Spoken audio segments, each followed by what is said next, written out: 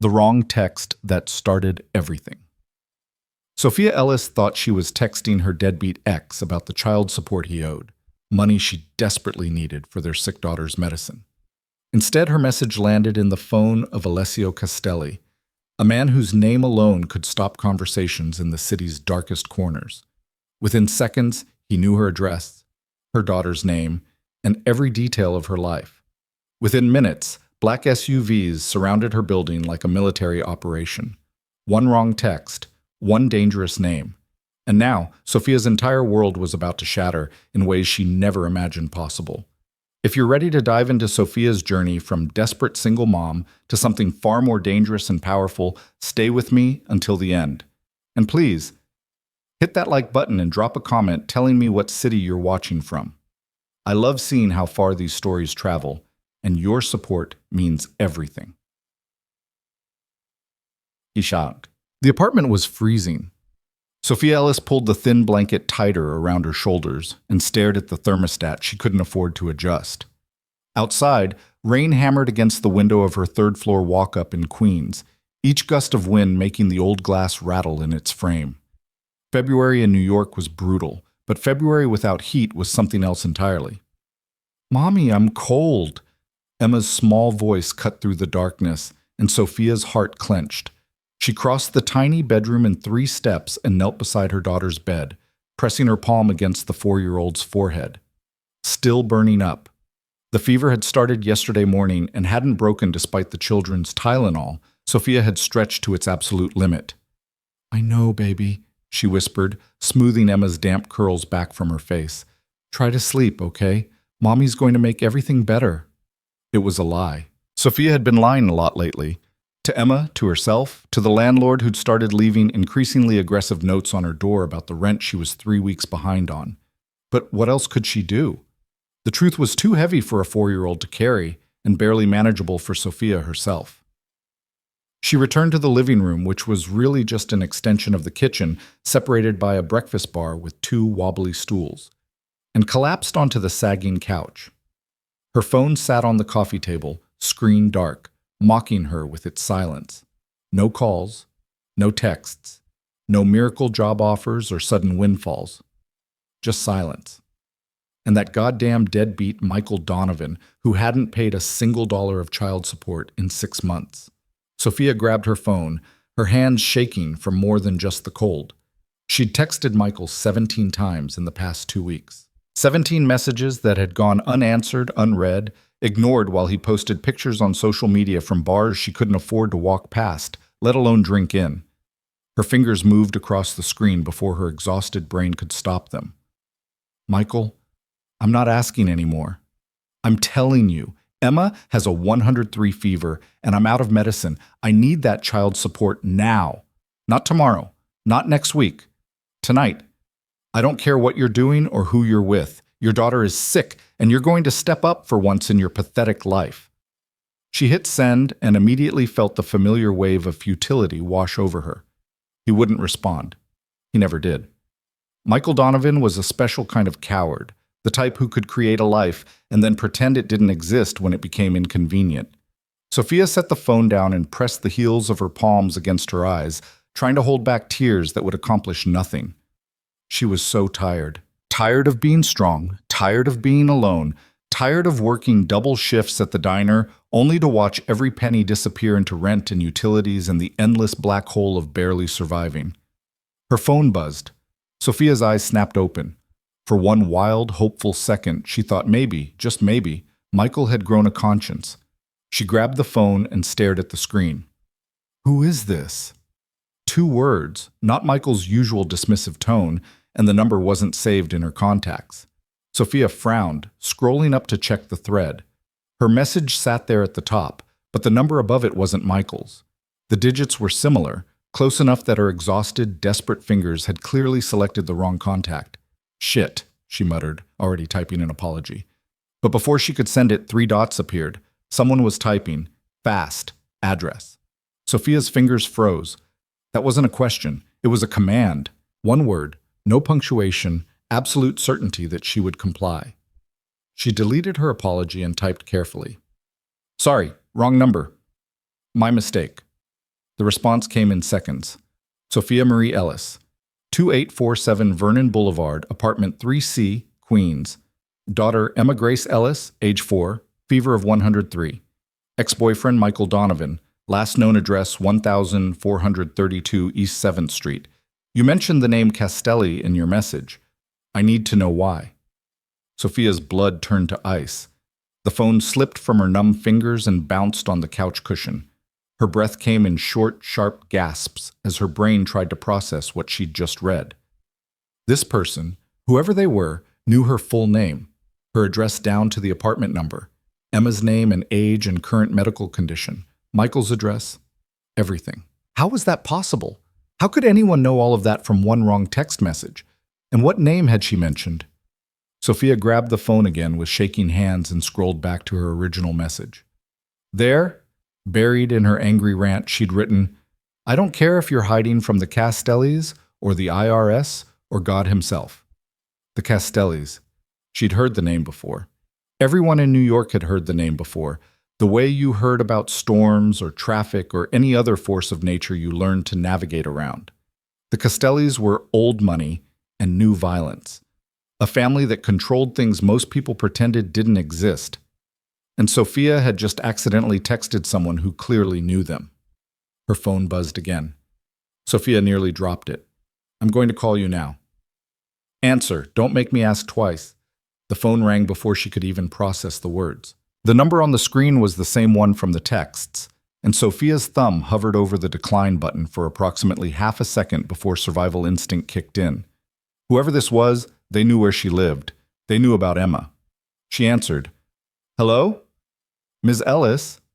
The voice was male, calm, and carried the kind of authority that made her spine straighten automatically. My name is Alessio Castelli. You sent me a text message 20 minutes ago mentioning my family name in connection with Michael Donovan.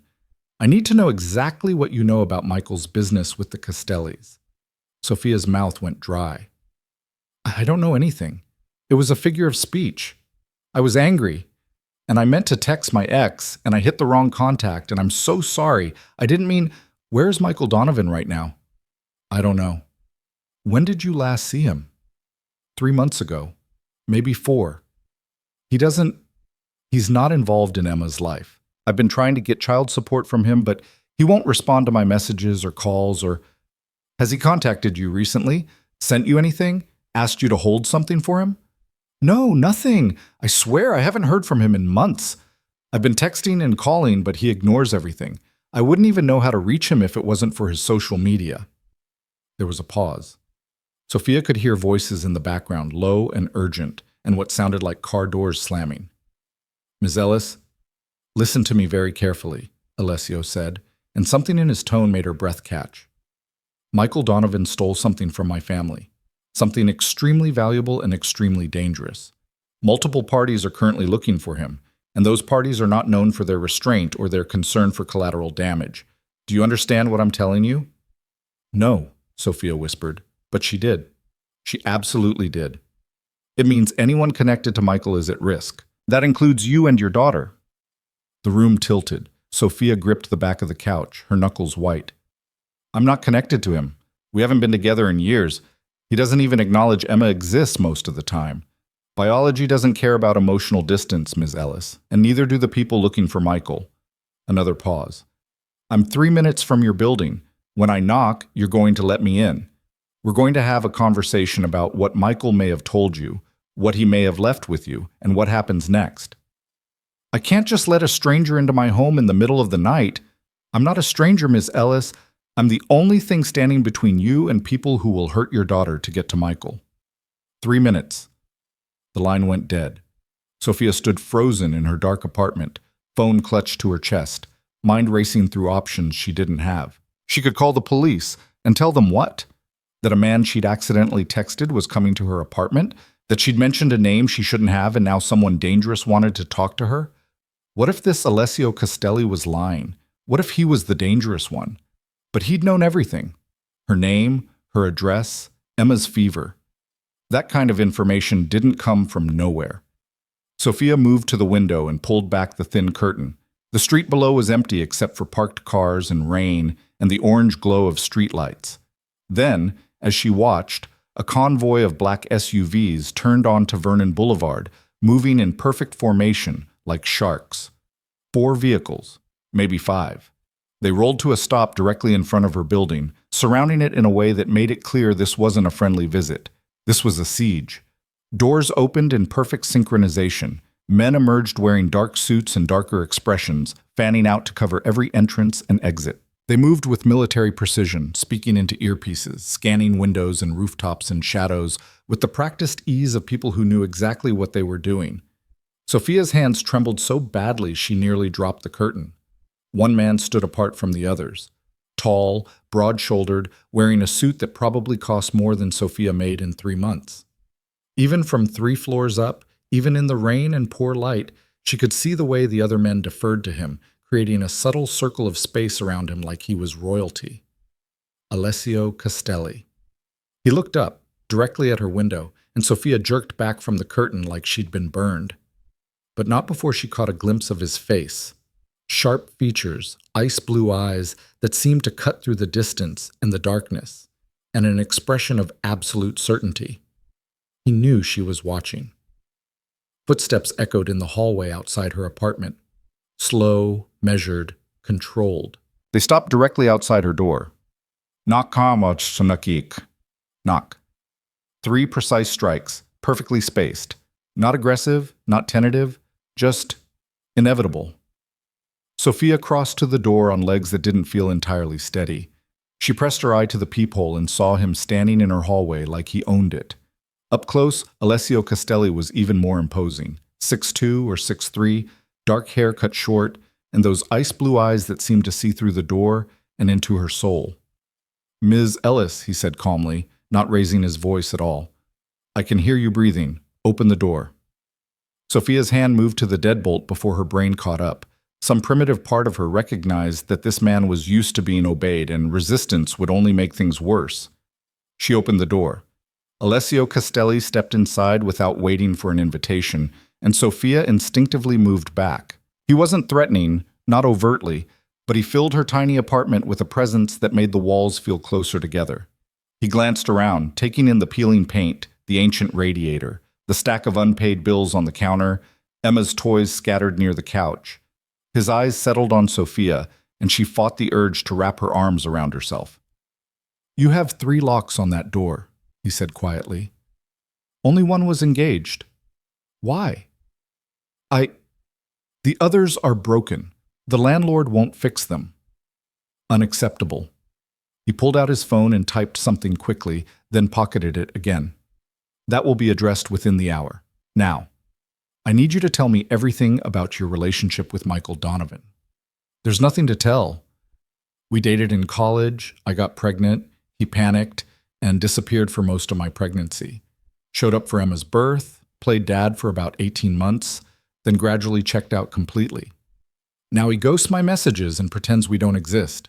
"When did you last speak to him directly?" "Christmas. I asked him to send something for Emma, a gift, money, anything. He said he would, and then nothing showed up." "Has he ever mentioned my family name?" "No, never. I didn't even know he knew who you were. The thing I said in the text about the Castellis, that was just something people say, like saying hiding from the Mafia. I didn't mean it literally." Alessio studied her face for a long moment, and Sophia had the uncomfortable sensation of being read like a book. "You're telling the truth," he finally said. "But that doesn't change the situation you're in." "What situation?" "I don't know anything. Michael and I barely speak. Whatever he did, it has nothing to do with me or Emma. 3 days ago, Michael Donovan broke into my family's primary office in Manhattan. He bypassed a security system that costs more annually than most people make in a lifetime, accessed a vault that requires biometric authorization, and stole a flash drive containing information that could get a lot of people killed if it reaches the wrong hands." Sophia's stomach dropped. "That's impossible. Michael can barely work his iPhone. There's no way he could—" "He didn't work alone," Alessio interrupted. "We believe he was hired by a competing organization to acquire specific intelligence. What they didn't account for was Michael's stupidity. Instead of delivering the drive immediately, he apparently decided to make copies, probably planning to sell the information to multiple buyers. He's now being hunted by at least 3 different groups, each with their own reasons for wanting him dead. The room spun. Sophia grabbed the back of the couch to steady herself. I don't understand what this has to do with me. Michael Donovan is a coward and a fool, but he's also desperate. Desperate men do irrational things, like reaching out to former girlfriends for help, or using their children as leverage, or hiding stolen property in places no one would think to look. Alessio took a step closer. The people looking for Michael will assume you're a resource he might use. They will come here. They will ask you questions, and if they don't believe your answers, they won't be as polite as I'm being. Then what am I supposed to do? Sophia's voice cracked. I can't just... Emma is 4 years old. She's sick. She needs her medicine and her bed, and she needs to be somewhere safe, Alessio said quietly. Somewhere these people can't reach her. Somewhere I can control the situation. Sophia's breath caught. What are you saying? I'm saying you have 2 choices, Ms. Ellis. Choice 1, you stay here, hope Michael doesn't contact you, and pray the Russians or the Koreans or the Irish find him before they decide to use you as bait. I give that scenario approximately 48 hours before it ends very badly for you and your daughter. The way he said it, calm, factual, like he was discussing the weather, made it somehow more terrifying. Choice 2? Sophia whispered. You and Emma come with me, now, tonight. I have a secure location where you'll be protected while my people locate Michael and recover what he stole. You cooperate fully, answer every question honestly, and help me end this situation as quickly as possible. In exchange, I guarantee your safety and your daughter's safety.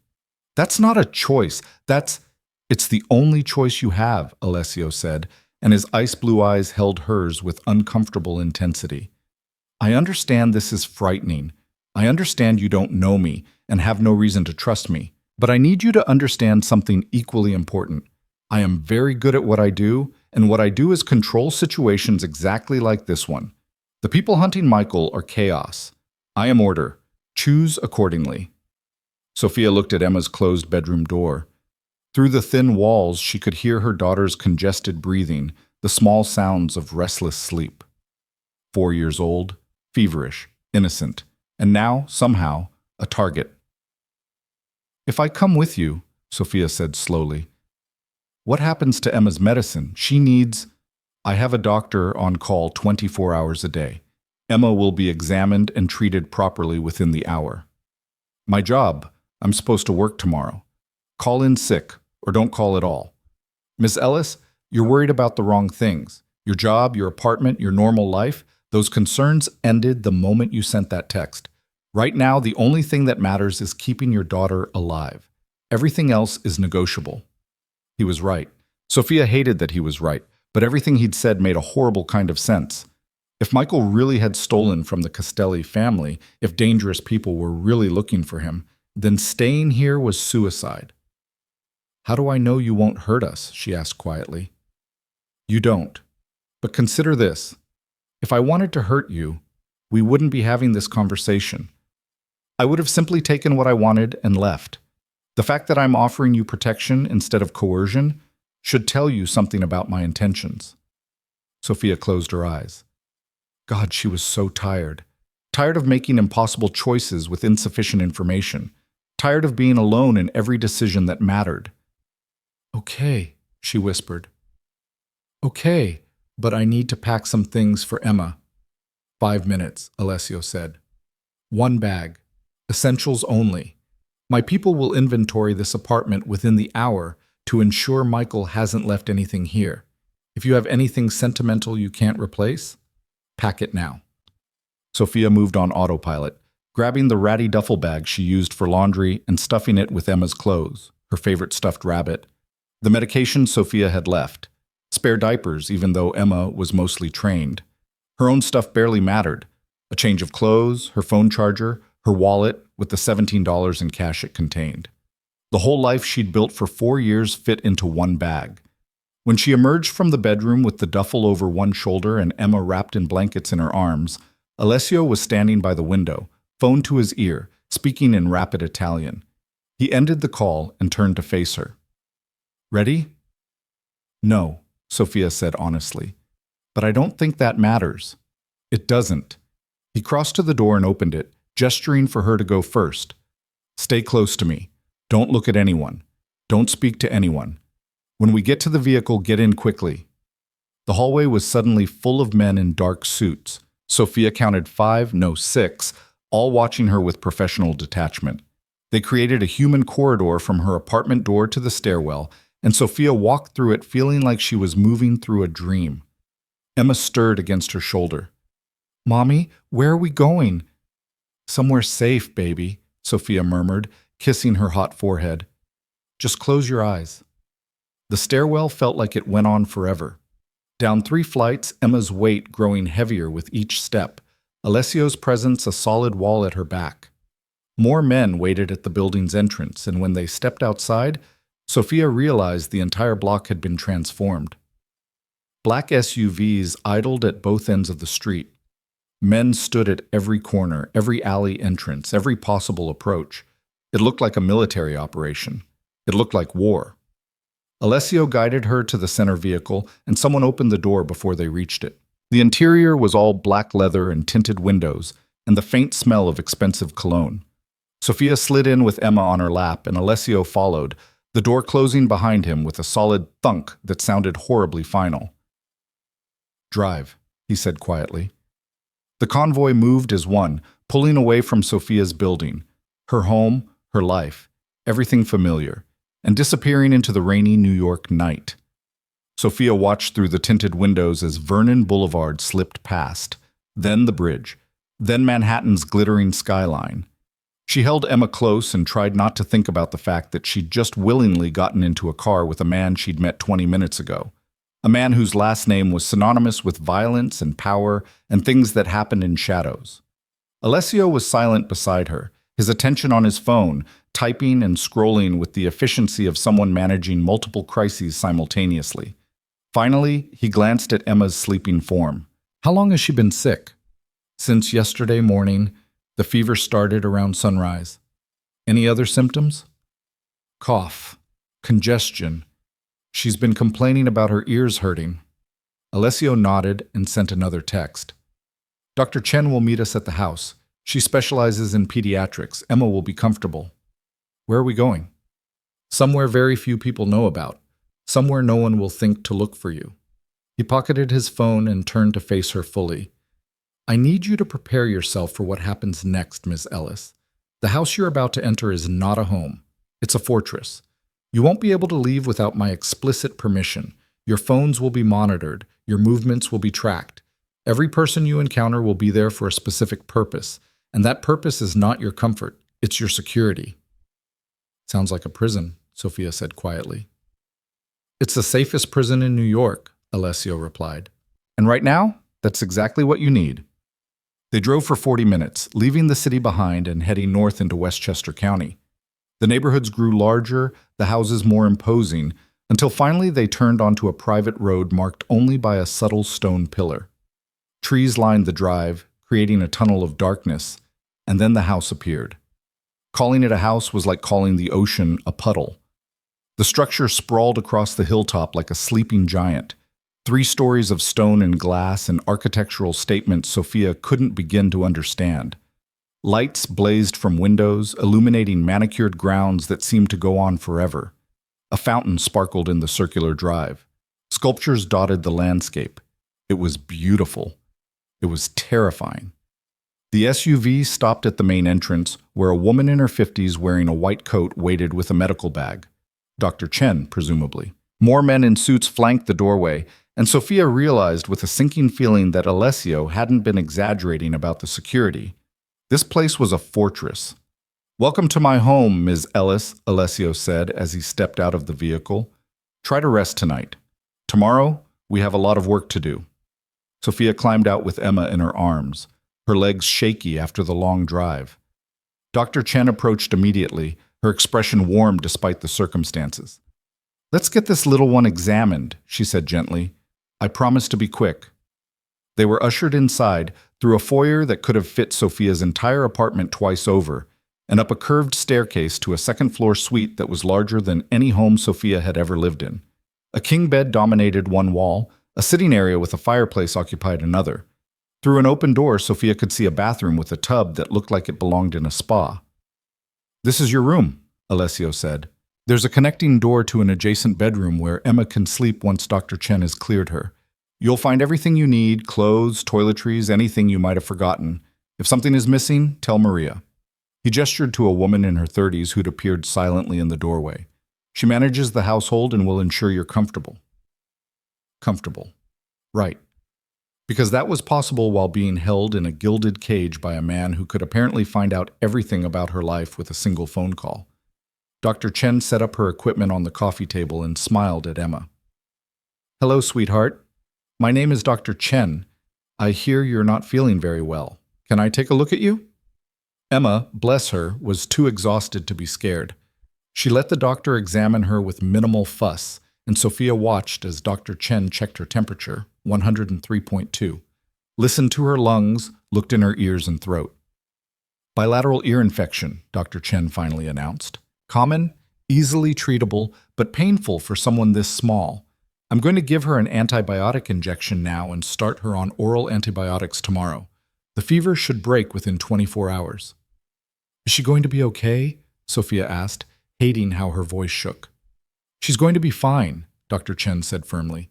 "This is very routine. The injection will sting for a moment, but then she'll start feeling better almost immediately." Sophia held Emma close while Dr. Chen administered the shot, whispering reassurances and stroking her daughter's hair. Emma cried, sharp, wounded sobs that made Sophia's chest ache, but within minutes she was calm again, curled against Sophia's chest with her thumb in her mouth. "Let her sleep," Dr. Chen advised. "I'll check on her in the morning. And you," she turned to Sophia with a knowing look, "you need rest too. When was the last time you slept through the night?" Sophia couldn't remember. "Doctor." Chen packed up her equipment and left with final instructions to call immediately if Emma's condition changed. Maria showed them to the connecting bedroom, where a twin bed had been prepared with sheets so soft Sophia was afraid to touch them. She settled Emma under the covers, tucking the stuffed rabbit beside her, and stood watching her daughter sleep for a long moment. Safe. Emma was safe here, fed and warm and being treated by a real doctor instead of Sophia's desperate Google searches and generic fever reducers. "Ms. Ellis." Sophia turned to find Alessio standing in the doorway, his suit jacket removed, sleeves rolled to his elbows. Somehow, that small concession to casualness made him seem more human and more dangerous at the same time. "She's sleeping," Sophia said quietly. "Good. Now we need to talk." He led her back to the sitting room and gestured for her to take the armchair while he remained standing, pacing slowly near the fireplace. The flames cast shifting shadows across his face, highlighting the sharp angles of his cheekbones, the intensity in those ice-blue eyes. "My people searched Michael's last known address tonight," Alessio said without preamble. "He's gone. Apartment cleared out, neighbors haven't seen him in days. But we found something interesting." He pulled out his phone and swiped through several images before holding it out to Sophia. She took it with trembling hands and stared at the screen. Photos. Dozens of them. All of Emma. Emma at the playground near their apartment, Emma walking to daycare holding Sophia's hand, Emma through the window of their living room playing with her toys, Emma sleeping in her bed. Someone had been watching her daughter, photographing her without permission, stalking her. "Oh my God," Sophia whispered, her vision blurring with tears. "Keep looking." Sophia swiped to the next image and felt her blood turn to ice. A small purple backpack, Emma's favorite unicorn backpack that had gone missing 2 months ago. It was open in the photo, contents spread across a table. Emma's passport, which Sophia kept in a locked drawer. $2,000 in cash. A burner phone. A folder with documents Sophia couldn't quite make out. "Michael was planning to take her," Alessio said quietly. "Those photos, that passport, the cash. He was building an escape plan, and Emma was part of it." "No." Sophia shook her head violently. "No, that doesn't make sense. Michael doesn't want Emma. He's made that clear for years. Why would he—" "Leverage," Alessio interrupted. Or insurance. Or maybe he convinced himself he was protecting her. It doesn't matter. What matters is that your ex-boyfriend is more dangerous than you realized, and Emma was in his crosshairs long before he stole from my family. Sophia's hands shook so badly she nearly dropped the phone. Rage and terror warred in her chest, each trying to drown out the other. Michael had been watching Emma, planning to take her. And Sophia hadn't noticed, hadn't protected her, hadn't— "This isn't your fault," Alessio said, and something in his voice made her look up. His expression had softened fractionally. "You couldn't have known. Michael is a coward, but he's also clever when it comes to self-preservation. He hid this well." "What else did you find?" "Evidence that Michael has been in contact with members of the Voronov organization, Russian mafia with a particularly nasty reputation for violence. We also found connection points to a Korean gang operating out of Flushing and what appears to be communication with an Irish crew in Boston. He's been playing multiple sides, trying to auction the information on that flash drive to the highest bidder." "And these people, they know about me? About Emma?" "They will. If they don't already." Alessio crossed to the armchair and crouched down so they were eye level. "I'm telling you this because you need to understand the severity of the situation. This isn't going to end with Michael simply returning what he stole. Too many players are involved now. Too many people want him dead. And until we locate him and neutralize the threat, you and Emma remain at risk." Sophia met his gaze, seeing her own fear reflected in those ice-blue depths. But she also saw something else. Determination. Control. The absolute certainty of a man who dealt with worse and won. "What do you need from me?" she asked. "Tomorrow, I need you to try to contact Michael. Call him, text him, use whatever method you think might actually reach him. Tell him Emma is sick, which is true, and that you need money for medical bills. Make it desperate. Make it believable. See if he responds." "You want to use me as bait." "I want to use you as an asset," Alessio corrected. "There's a difference. You're not being thrown to the wolves. You're helping me draw them into a controlled environment where I have every advantage." Sophia thought about those photos of Emma. Thought about Michael's betrayal stacked on top of years of abandonment and neglect. Thought about her daughter sleeping in the next room, finally safe and warm and healing. "Okay," she said, I'll do it, but I have conditions." Alessio's eyebrow rose fractionally. "You're not in a position to negotiate, Ms. Ellis." "Maybe not, but you need my cooperation, which means I have at least some leverage." Sophia straightened her spine, channeling every ounce of courage she'd built up through 4 years of single motherhood and poverty and sheer determination to survive. "If I help you find Michael and get back whatever he stole, I want something in return." "Name it." "Safety. Real, permanent safety for Emma and me. Not just protection during this crisis, but after it ends. New identities if necessary. Enough money to start over somewhere Michael and whoever he's working with can never find us. A clean break from everything." Alessio studied her face for a long moment, and Sophia forced herself to hold his gaze without flinching. She'd asked for the impossible, she knew that. Men like Alessio Castelli didn't just hand out new lives to desperate single mothers who'd accidentally texted them. But she had to try. Finally, Alessio stood, and a slow smile curved his lips. "You're braver than you look, Ms. Ellis. Or more desperate. I'm not sure which." "Both," Sophia said honestly. "All right. You help me end this situation cleanly. Michael found, drive recovered, threats neutralized, and I'll give you what you're asking for. New identities, relocation expenses, enough capital to start fresh. You and Emma cease to exist as far as anyone looking for Michael is concerned." It was more than she'd dared hope for. It was everything she needed. It was also a deal with the devil. "Thank you," Sophia whispered. "Don't thank me yet," Alessio said. "You might not like what it costs you." He left her alone then, and Sophia sat in the luxurious armchair in the fortress mansion, listening to the fire crackle and her daughter breathe in the next room. Outside, rain continued to fall, and somewhere in the city, Michael Donovan was running from demons he'd created, and Sophia, broke, desperate, terrified Sophia, was about to help bring him down. She pulled out her phone and stared at Michael's contact for a long moment. Then, before she could second-guess herself, she typed a message. "Michael, I know you don't want to hear from me, but Emma is really sick. High fever, ear infection. Doctor says she needs antibiotics, but I can't afford them right now. Please, I'm begging you. If you ever cared about her at all, send something, anything. I'm desperate." She hit send and watched the message deliver. Read receipts were off. They always were with Michael, so she had no way of knowing if he'd even see it. But somewhere in the night, her message traveled through digital pathways to wherever Michael was hiding, and with it went Sophia's last hope for a normal life, and the first step towards something far more dangerous. The fire burned low.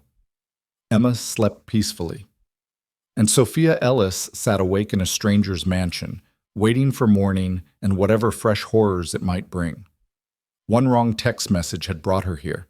She could only hope that same mistake might somehow save them both. Sophia woke to sunlight streaming through unfamiliar windows and the disorienting sensation of silk sheets against her skin.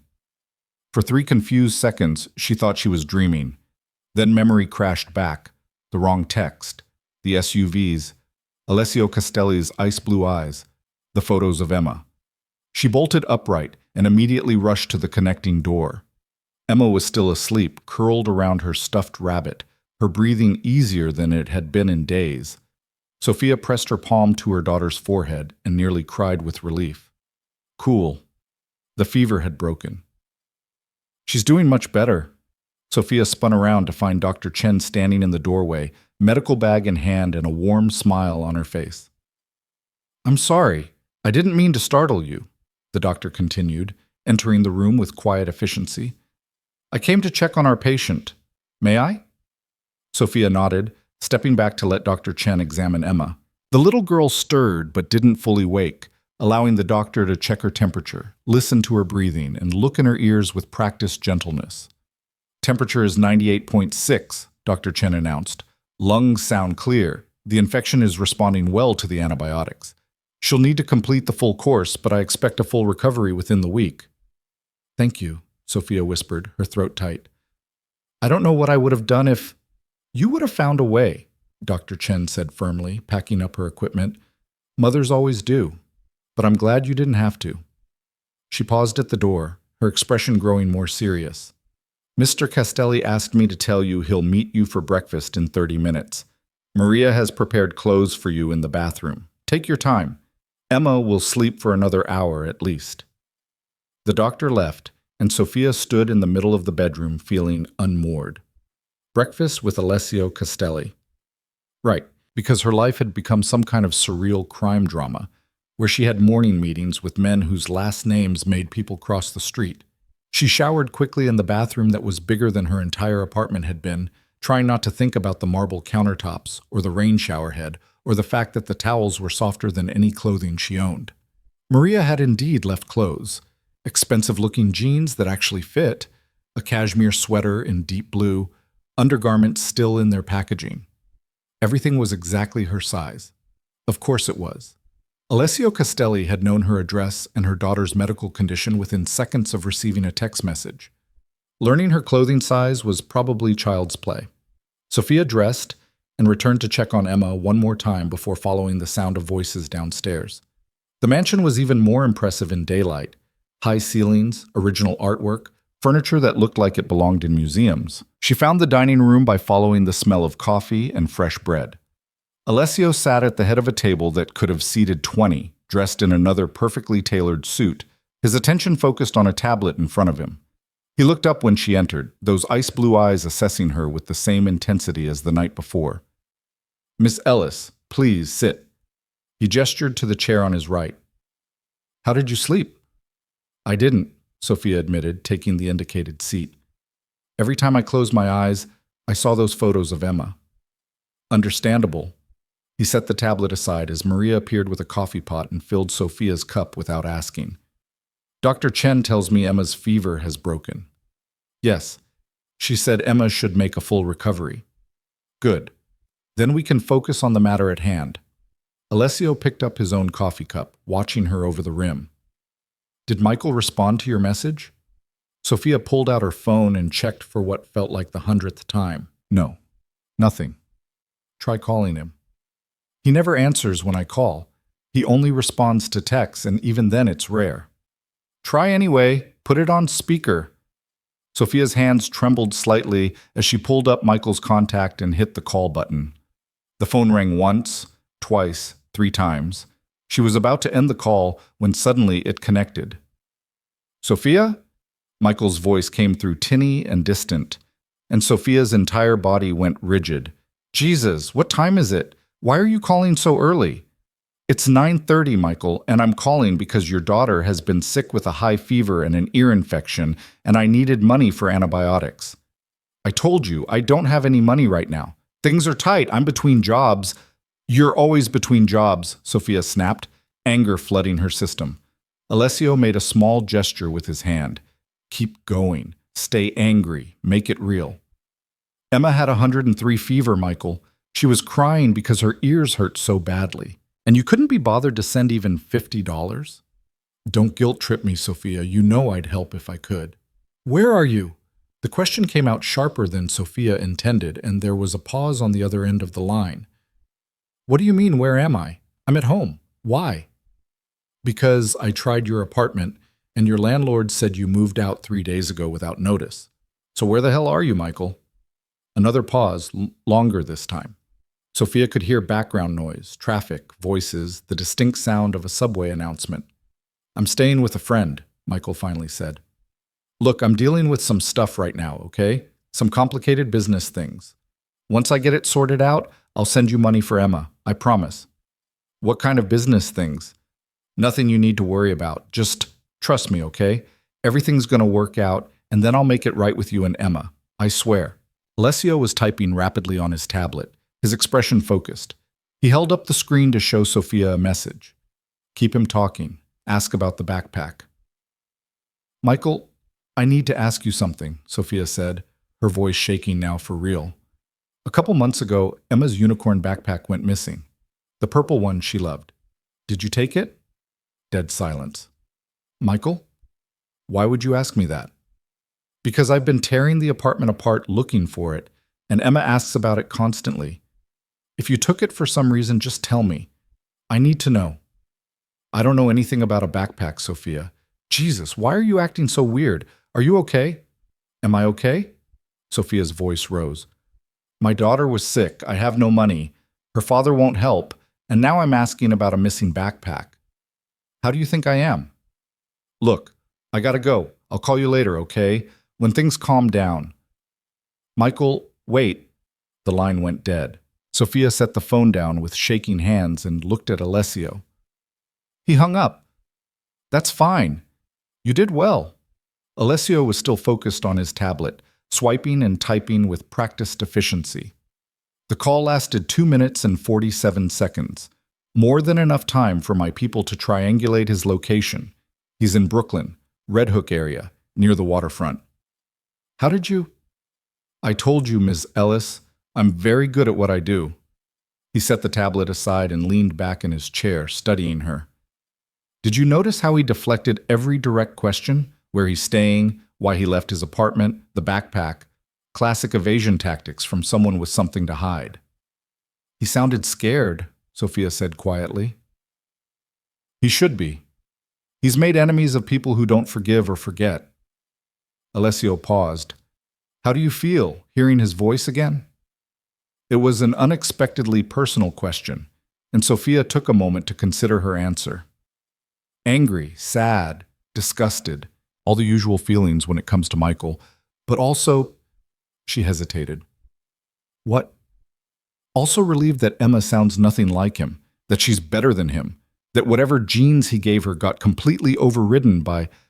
Sophia stopped, realizing how much she was revealing, but Alessio just nodded. Children often transcend their origins. It's one of the more hopeful aspects of human nature. He stood, buttoning his suit jacket. I need to coordinate with my team regarding Michael's location. Maria will bring you breakfast. Stay in the house today. Don't go outside. Don't answer the door. Don't contact anyone except Emma's daycare to let them know she's sick. What are you going to do? What's necessary? He started to leave, then turned back. One more thing. Did Michael sound like he was alone on that call? Sophia thought back, replaying the conversation in her mind. I'm not sure. There were background sounds, but I couldn't tell if someone was with him or if it was just street noise. Think carefully. Any voices?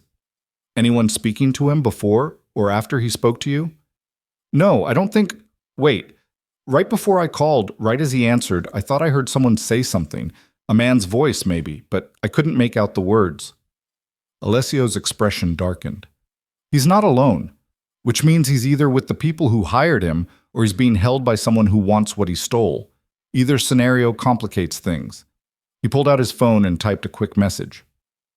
Stay alert, Ms. Ellis, and keep your phone on you at all times. If Michael contacts you again, I need to know immediately. He left before Sophia could respond, his footsteps echoing through the vast house. Maria appeared moments later with a breakfast spread that would have fed 6 people. Fresh fruit, pastries, eggs, bacon, yogurt, juice, more coffee. Sophia picked at it, her appetite non-existent despite the incredible quality of the food. She was helping a man she barely knew hunt down her ex-boyfriend. She was living in a mansion that looked like something from a magazine. Her daughter was being treated by a private doctor in a bedroom that cost more to furnish than Sophia had earned in the past year. And somewhere in Brooklyn, Michael was running from consequences he'd created, dragging Sophia and Emma into danger with his usual selfish thoughtlessness. The day crawled by with agonizing slowness. Emma woke around noon, groggy but clearly feeling better. Sophia spent the afternoon watching Disney movies with her daughter in the media room, an actual theater with reclining seats and a screen the size of Sophia's old living room. Maria brought lunch, snacks, more medicine for Emma, anything they needed before Sophia even thought to ask. It should have been paradise. It felt like a velvet trap. Around 6 in the evening, as Sophia was helping Emma with a coloring book in their suite, her phone buzzed with a text from an unknown number.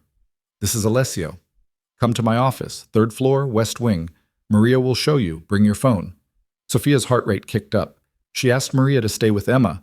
The housekeeper agreed immediately, settling onto the floor to color alongside the 4-year-old like it was the most natural thing in the world, and followed the directions to Alessio's office. The West Wing was quieter than the rest of the house, more austere. Sophia passed several closed doors before reaching the one at the end of the hall. She knocked twice. Come in. Alessio's office was all dark wood and leather, walls lined with books and what looked like surveillance monitors showing various angles of the property. He sat behind a massive desk, jacket discarded, sleeves rolled up, looking like he'd been there for hours. 2 other men stood near the window, both in their 30s, both carrying themselves with the same dangerous competence as the men who'd surrounded her building the night before. Ms. Ellis, thank you for joining us. Alessio gestured to one of the chairs facing his desk. This is Marco and Vincent. They're part of my security team. They've been investigating Michael's situation, and they have information you need to hear. Sophia sat, her palms sweaty. What kind of information? Marco stepped forward, holding a tablet. He was built like a boxer, with scarred knuckles and sharp eyes that seemed to catalog everything. We tracked Michael to a warehouse in Red Hook. He's holed up there with 3 other men. We've identified 2 of them as associates of the Voronoff organization, low-level enforcers, not particularly bright, but willing to get their hands dirty. The 3rd man is Michael's cousin, Tommy Donovan. Tommy? Sophia blinked. I didn't even know Michael had a cousin named Tommy. Most people don't. Tommy's the smart one in the Donovan family. Computer science degree, works in cybersecurity, knows how to bypass systems most people don't even know exist. We believe Tommy is the one who actually executed the break-in at our facility. Michael was just the face, the distraction. So Michael isn't even the mastermind here. Sophia couldn't decide if that made it better or worse. Michael has never been the mastermind of anything, Alessio said dryly, but that doesn't change the fact that he's involved, or that his name is on the security footage, or that he's now in possession of stolen property that belongs to my family. Vincent spoke for the first time, his voice surprisingly soft for someone built like a wall. We also found something else at Michael's apartment, something we need you to look at. He produced a folder and handed it to Sophia. She opened it with trembling hands and felt the world tilt sideways. More photos of Emma. But these were different from the surveillance shots Alessio had shown her the night before. These were professional quality images, clearly staged. Emma at a park Sophia had never seen, wearing clothes Sophia hadn't bought. Emma holding an ice cream cone, laughing at something off-camera. Emma on a carousel, her hands gripping a painted horse. I've never seen these before, Sophia whispered. I don't know where these were taken. I've never taken Emma to any of these places. Because you didn't take her, Marco said quietly. Michael did. We pulled metadata from the files. These were taken over the past 6 months during the weekends Michael claimed to be working. He was spending time with Emma, taking her places, making plans. But I would have known. Emma would have told me. Emma's 4 years old, Alessio interrupted gently, and Michael likely framed these outings as special daddy-daughter secrets. Adventures she shouldn't tell mommy about because it would make you sad that you had to work instead of playing. Children that age don't understand manipulation. They just know they got ice cream and attention. Sophia's hands shook so badly the photos blurred. He was grooming her, preparing her to go with him willingly when he finally made his move. We believe so, yes. The rage that flooded Sophia's system was unlike anything she'd ever felt, pure incandescent fury that made her vision narrow and her breath come in sharp gasps. I'm going to kill him. I swear to God, I'm going to... You're going to help me bring him in, Alessio said firmly. Alive. Because dead men can't tell me where they've hidden the information they stole, and they can't identify everyone they've sold copies to. I need Michael breathing, Miss Ellis, no matter how much he deserves otherwise. Sophia forced herself to breathe, to think through the red haze of rage. What do you need me to do? Tomorrow morning, you're going to text Michael again. Tell him Emma's gotten worse despite the antibiotics. Tell him you're terrified and you need his help. Not money this time, just his presence. Tell him you're willing to meet him anywhere, anytime, if he'll just come see his daughter one last time before... Alessio paused. Before you make a decision you can't take back. You want me to imply I might hurt Emma? Sophia's voice rose. Are you insane? I want you to imply you're at the breaking point. That poverty and single motherhood and a sick child have pushed you past rational thought. Michael knows you're struggling. Use that. Make him think you need him to talk you down from a ledge. He won't care. He's never cared. He cared enough to take those photos, Alessio countered. He cared enough to plan an escape that included Emma. Whether that care is selfish or genuine doesn't matter. What matters is that he'll respond to the threat of losing access to her permanently. Sophia looked at the photos again, at her daughter's innocent smile, at the evidence of Michael's secret planning. Where would we meet? Bluebird Coffee. It's a small chain, usually busy, lots of witnesses, neutral ground where Michael will feel safe. We'll set the meeting for tomorrow night, 8 p.m. Public enough that he won't suspect an ambush, but controlled enough that my people can monitor every entrance and exit. And when he shows up, you'll keep him talking long enough for us to verify he has the flash drive on him. Then you'll excuse yourself. Bathroom break, phone call, doesn't matter, and my team will handle the rest. Handle it how? Alessio's expression went cold. However necessary, Ms. Ellis, this isn't a negotiation or an arrest. This is recovery of stolen property and elimination of a threat. Michael will be questioned, the drive will be recovered, and any copies he's made will be traced and destroyed. What happens to him after that depends entirely on how cooperative he chooses to be. The words hung in the air, heavy with implications Sophia didn't want to examine too closely. She'd asked for protection, for a way out. She hadn't asked what that protection would cost in blood and consequences. I need to think about this, she said quietly. You have until morning. But understand something. This meeting is happening whether you participate or not. I'm offering you the chance to be part of the solution because I believe you deserve justice for what Michael has done to you and your daughter. But if you refuse, I'll find another way to draw him out. One that might not end as cleanly for anyone involved. Sophia stood on shaking legs. I should get back to Emma. One more thing. Alessio opened a drawer in his desk and pulled out a small device that looked like a high-end fitness tracker. This is a panic button. Wear it at all times.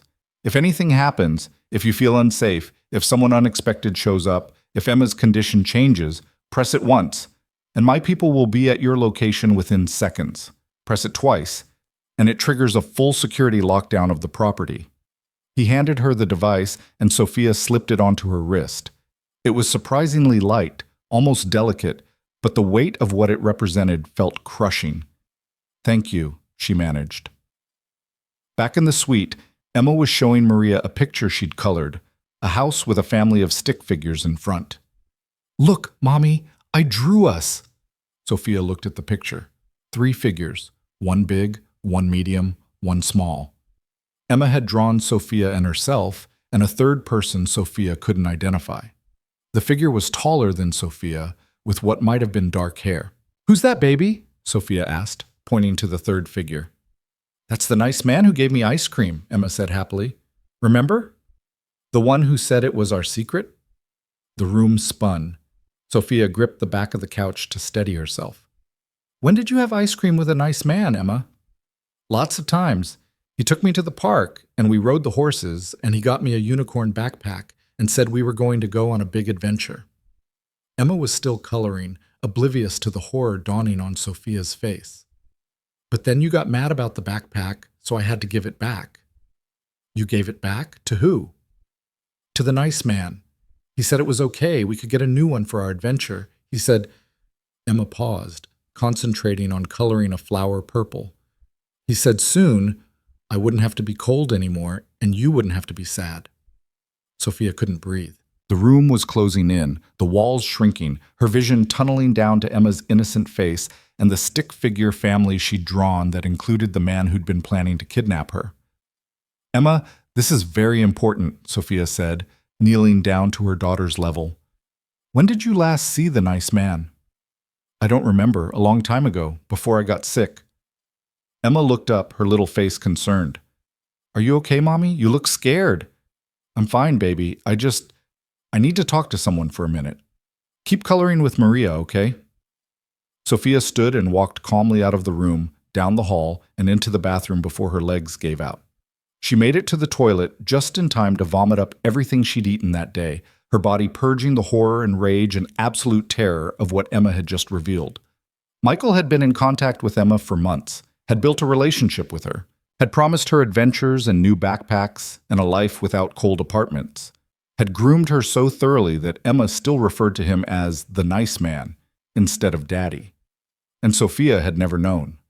She rinsed her mouth, splashed cold water on her face, and pressed the panic button on her wrist once. 90 seconds later, Alessio appeared in the bathroom doorway, his expression sharp with concern. "What happened? Are you hurt?" "Emma," Sophia managed. "Emma just told me she's been seeing Michael for months. He took her places, bought her things, made promises about adventures, and I never knew. I never fucking knew he was grooming my daughter right under my nose." Alessio's jaw tightened. What exactly did she say? Sophia repeated Emma's words, watching Alessio's expression grow progressively darker. When she finished, he was silent for a long moment. "Tomorrow night," he finally said. 8 p.m. at Bluebird Coffee. "You're going to text Michael exactly what I told you, and when he shows up, you're going to look him in the eye and think about every lie he told your daughter, every secret he convinced her to keep, every moment he spent planning to take her away from you. And then you're going to help me end this." Sophia met his ice blue gaze and saw her own fury reflected back. "What do I say to him?" "Whatever you need to say to keep him at that table long enough for my people to verify the flash drive's location. After that—" Alessio's voice went cold in a way that made Sophia's spine straighten. "After that, Michael Donovan stops being your problem. He becomes mine." "I want to be there," Sophia heard herself say. "When you question him, when you find out what he was planning to do with Emma, I want to hear it from his mouth." "That's not advisable. It could be—" "I don't care what it could be," Sophia interrupted. "That's my daughter he was planning to kidnap. My life he was destroying. I have a right to know why. I have a right to hear him explain how he justified any of this." Alessio studied her for a long moment. "All right, but you follow my rules. You don't speak unless I give you permission. You don't intervene no matter what you hear or see. And if I tell you to leave, you leave immediately without argument. Understood?" "Understood." They stood there in the bathroom, two people brought together by circumstance and necessity, and Sophia felt something shift in the dynamic between them. She wasn't just a victim being protected anymore. She was a participant in whatever came next. "Go back to Emma," Alessio said quietly. "Try to act normal. Don't let her know anything is wrong. Children pick up on stress, and we need her calm tomorrow." Sophia nodded and returned to the suite, where Emma was proudly showing Maria her completed coloring page. The stick figure family smiled up from the paper, frozen in crayon happiness that bore no resemblance to reality. "It's beautiful, baby," Sophia said, pulling Emma into a tight hug. "You're so talented." That night, Sophia lay awake in the darkness long after Emma had fallen asleep. She composed and deleted a dozen different text messages to Michael before finally settling on the words Alessio had suggested. "Michael, Emma's gotten worse. The antibiotics aren't working, and she's asking for you. I know we're not together anymore, and I know you have your own problems, but she's crying for her daddy, and I don't know what to do. Please, I need you to come see her, just once. I'm meeting a friend at Bluebird Coffee tomorrow night at 8 p.m. Can you meet me there? Just to talk, just so I can see your face and remember why I loved you enough to create this beautiful little girl. I'm begging you." She scheduled the message to send at 6 a.m. when Michael would hopefully be awake, but still groggy enough to respond emotionally instead of logically. Then she set the phone aside and stared at the ceiling, listening to the sounds of the fortress around her. Somewhere in this massive house, Alessio Castelli was planning tomorrow night's confrontation. Somewhere in Brooklyn, Michael Donovan was hiding with stolen property and shattered lives trailing behind him. And here in this too-soft bed, Sophia Ellis was transforming from victim to something else entirely. She didn't sleep, she waited. And when dawn came and her phone buzzed with Michael's response, "I'll be there. I'm sorry about everything, Soph, I really am." Sophia felt no relief, no hope, no forgiveness. She felt only the cold certainty that tomorrow night, one way or another, the man who'd fathered her child and then tried to steal her would finally face consequences he couldn't charm or manipulate or run away from. The trap was set. All that remained was to spring it. The hours between Michael's text and 8 p.m. felt like moving through concrete. Sophia went through the motions of the day: breakfast with Emma, another movie in the media room, lunch that tasted like cardboard no matter how expertly Maria had prepared it.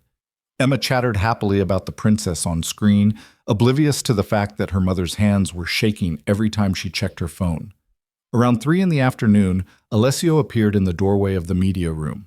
He was dressed differently than Sophia had seen him before: dark jeans, a black Henley, leather jacket. He looked less like a businessman and more like exactly what he was: someone capable of violence when necessary. "Can I speak with you?" he asked quietly. "Maria can stay with Emma." Sophia followed him to his office, her heart hammering. He closed the door behind them and gestured for her to sit, but she remained standing, too wired to relax. "I want to go over tonight's plan one more time," Alessio said, moving to the wall of monitors. He tapped one screen, and it expanded to show a detailed layout of Bluebird Coffee and the surrounding area. "You'll arrive at 7:45. Marco will drive you. He'll be in plain clothes, looking like a friend dropping you off. You'll go inside, order a coffee, and sit at this table." He pointed to a spot near the window, but with clear sight lines to all the exits. "Marco will be positioned here, in the bookstore across the street. Vincent will be at this corner, posing as a street vendor. I'll be in a vehicle here, monitoring everything through the cameras my team installed this morning." "You installed cameras in a public coffee shop?" "I installed cameras in 6 locations surrounding the coffee shop, plus 2 inside the shop itself. By the time Michael arrives, I'll have visual coverage of every approach, every exit, and every person within a 3-block radius." Alessio zoomed in on the layout. "Michael will most likely come from the east. That's the direction of the warehouse where he's been staying. When he enters, you'll greet him normally. Keep the conversation going. I need at least 10 minutes to confirm he has the flash drive on him and to verify he's not being followed by the Russians or anyone else." "What if he doesn't have it with him?" "Then you'll convince him to go get it. Tell him you need money for Emma's medical bills and you know he has something valuable he can sell. Make him think you're desperate enough to help him move stolen property if it means Emma gets treatment. Play on his guilt, his ego, whatever works." Sophia wrapped her arms around herself. "What if he knows it's a trap?" "He won't. Michael's too arrogant and too desperate to see you as a threat. In his mind, you're still the broke single mother he abandoned, someone he can manipulate with promises and apologies." Alessio's voice hardened. "Use that. Let him think he has the upper hand right up until he doesn't. And when you have what you need, you'll excuse yourself. Bathroom, phone call to check on Emma, whatever feels natural. Once you're clear of the immediate area, Marco will extract you to the secondary vehicle and bring you back here. What happens after that is not something you need to witness." Sophia met his eyes. "I told you I wanted to be there when you questioned him. And I told you it's not advisable." "I don't care what's advisable, Alessio. I need to hear him explain why he thought he could take my daughter. I need to look at his face when he realizes he's not getting away with any of it." Her voice cracked. "I need closure, or I'll spend the rest of my life wondering what I could have done differently, how I missed the signs, why I wasn't enough to make him be a decent father." Alessio was quiet for a long moment, his expression unreadable. Finally, he nodded.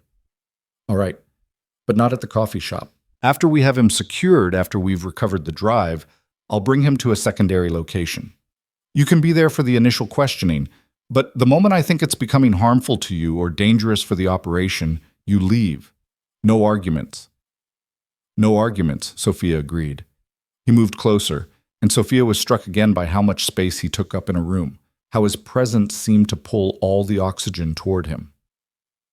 "I need you to understand something, Ms. Ellis. What you're about to do tonight, helping me apprehend Michael, it changes things. You're crossing a line from civilian to participant. Once you do this, there's no going back to your old life. The woman who walked into this house 2 nights ago won't be the same woman who walks out when this is over." "Good," Sophia said quietly, "because that woman let her daughter's father groom her for a kidnapping. That woman was too tired and too poor and too desperate to see what was happening right in front of her. I don't want to be her anymore." Something flickered in Alessio's ice-blue eyes, respect, maybe, or recognition. "Get some rest. Marco will collect you at 7:30. But rest was impossible. Sophia spent the remaining hours with Emma, memorizing the sound of her daughter's laugh, the way her curls fell across her forehead, the absolute trust in her eyes when she looked at her mother. If tonight went wrong, if Michael had backup Alessio didn't know about, if the Russians showed up, if any of 1,000 variables shifted, Emma might grow up without her mother. The thought made Sophia's chest tight, but she pushed it away. She'd already decided. Michael had taken enough from them. He didn't get to take any more. At 7:15, Sophia changed into the clothes Maria had laid out. Jeans, a simple sweater, boots that looked casual, but Alessio had probably chosen because they'd be easy to run in if necessary. She checked on Emma one last time. Her daughter was curled up on the couch with Maria, watching yet another princess movie, her fever completely gone and her energy returning. "Mommy has to go out for a little while," Sophia said, kneeling beside the couch. "But I'll be back soon, okay?" "Where are you going?" Emma asked, not taking her eyes off the screen. "To meet someone. It's boring adult stuff. You stay here with Maria and be good, all right?" "Okay, Mommy." Emma reached out and patted Sophia's cheek with one small hand. "Love you." "Love you too, baby. So much." Marco was waiting in the foyer, looking nothing like the dangerous man Sophia had met in Alessio's office. He wore a college sweatshirt and wire-rimmed glasses, his usual intensity masked behind a friendly, forgettable face. The transformation was remarkable. "Ready?" he asked. "No, but let's go anyway." The drive into the city was silent except for the radio playing soft jazz. Marco navigated traffic with the ease of someone who knew every shortcut, every pattern, every variable. They arrived at Bluebird Coffee at exactly 7:43. "Remember," Marco said as Sophia reached for the door handle, "order your coffee, sit at the table near the window, and act natural. We're watching every second. You're safe." Sophia nodded and stepped out into the cool evening air. The coffee shop was moderately busy, exactly as Alessio had predicted. Couples on dates, students with laptops, a few people reading books, normal people living normal lives, completely unaware that in 15 minutes, this place would become the center of an operation to recover stolen intelligence and apprehend a man who'd crossed the wrong family. Sophia ordered a latte she knew she wouldn't drink and took the table Alessio had specified. From here, she could see the entrance, the counter, and most of the seating area. She pulled out her phone and pretended to scroll through social media, but her eyes kept flicking to the door. 7:52, 7:56, 7:59. At 8:03, Michael walked through the door. He looked terrible. His hair was unwashed, his clothes rumpled, dark circles under his eyes that spoke of sleepless nights and constant stress. He scanned the coffee shop nervously, his gaze sliding past Sophia twice before recognizing her. When he did, something in his expression softened, relief maybe, or the muscle memory of familiarity. He crossed to her table and stood there awkwardly. "Hey, Soph." "Sit down, Michael." He sat, his hands fidgeting with the zipper of his jacket. Up close, he looked even worse. Thin to the point of gaunt, a cut on his cheek that was healing badly, the jittery energy of someone running on fear and adrenaline. "How's Emma?" he asked. "She's better." The antibiotics finally kicked in. Sophia kept her voice level, remembering Alessio's instructions. Natural. Believable. Like she was just a worried mother meeting her deadbeat ex, not bait in a carefully orchestrated trap. "Thank you for coming. I know you're dealing with stuff." "Yeah, well..." Michael looked around the coffee shop, still nervous. "You said she was asking for me?" "She was. She had a fever and she was scared and she kept saying she wanted her daddy." The lie came easily, powered by the rage Sophia was barely keeping contained. "She drew a picture of us, a family. You, me, her." Michael's face crumpled. "God, Sophia, I never wanted any of this. I never wanted to hurt you or Emma. You have to believe that." "Then why did you?" The question came out sharper than Sophia intended. "Why did you disappear on us? Why did you stop paying child support? Why did you take Emma places without telling me and convince her to keep secrets?" Michael's head snapped up. "What? I don't know what you're talking about." "Ice cream, Michael. Parks. A carousel. A unicorn backpack. Emma told me all about the nice man who took her on adventures and promised her she wouldn't be cold anymore." Sophia leaned forward. "Was that before or after you decided to kidnap her?" The color drained from Michael's face. "Jesus Christ, Sophia, keep your voice down. You don't understand what you're talking about." "Then explain it to me. Explain why my 4-year-old daughter knows things about you that I don't. Explain why you had her passport in a backpack with $2,000 cash. Explain what the hell you've gotten us into." Michael was sweating now, his eyes darting around the coffee shop like he expected someone to jump out at him. "I can't. Not here. Not... Fuck, Sophia. You have no idea how deep this goes. The people I'm dealing with, the things they'll do." "Tell me about the Castellis," Sophia said quietly. Michael went absolutely still. For a long moment he just stared at her, and Sophia could see the calculations happening behind his eyes. Fear warring with self-preservation, truth fighting against habitual deception. "How do you know that name?" he finally whispered. "Because I'm not an idiot, Michael. I've been putting pieces together. You disappear, you move out of your apartment in the middle of the night, you're hiding in Brooklyn with people I don't know, and suddenly Emma's talking about adventures and new identities. What did you steal from them?" "I didn't steal anything. I was hired to acquire something, and then the deal went bad, and now everyone wants me dead, and I'm just trying to survive long enough to..." Stopped, seeming to realize he was saying too much. "To what? Run away with Emma? Start a new life somewhere I couldn't find you?" "To protect her." Michael's voice rose, and several people glanced their way. He lowered it to an urgent whisper. "To protect both of you." "Sophia, the people who hired me, they know about you and Emma. They know where you live, where she goes to daycare, everything. I was trying to get enough money together to move you somewhere safe before they decided to use you as leverage against me." It was almost believable. Almost. If Sophia hadn't seen the photos, hadn't heard Emma's innocent recounting of their secret adventures, hadn't watched Alessio's team piece together evidence of Michael's real plan, she might have bought it. "You're lying," she said flatly. "You're not trying to protect us. You're trying to save yourself, and you thought Emma would make good collateral or good cover or good... I don't even know what. But don't you dare sit there and pretend this was about keeping us safe."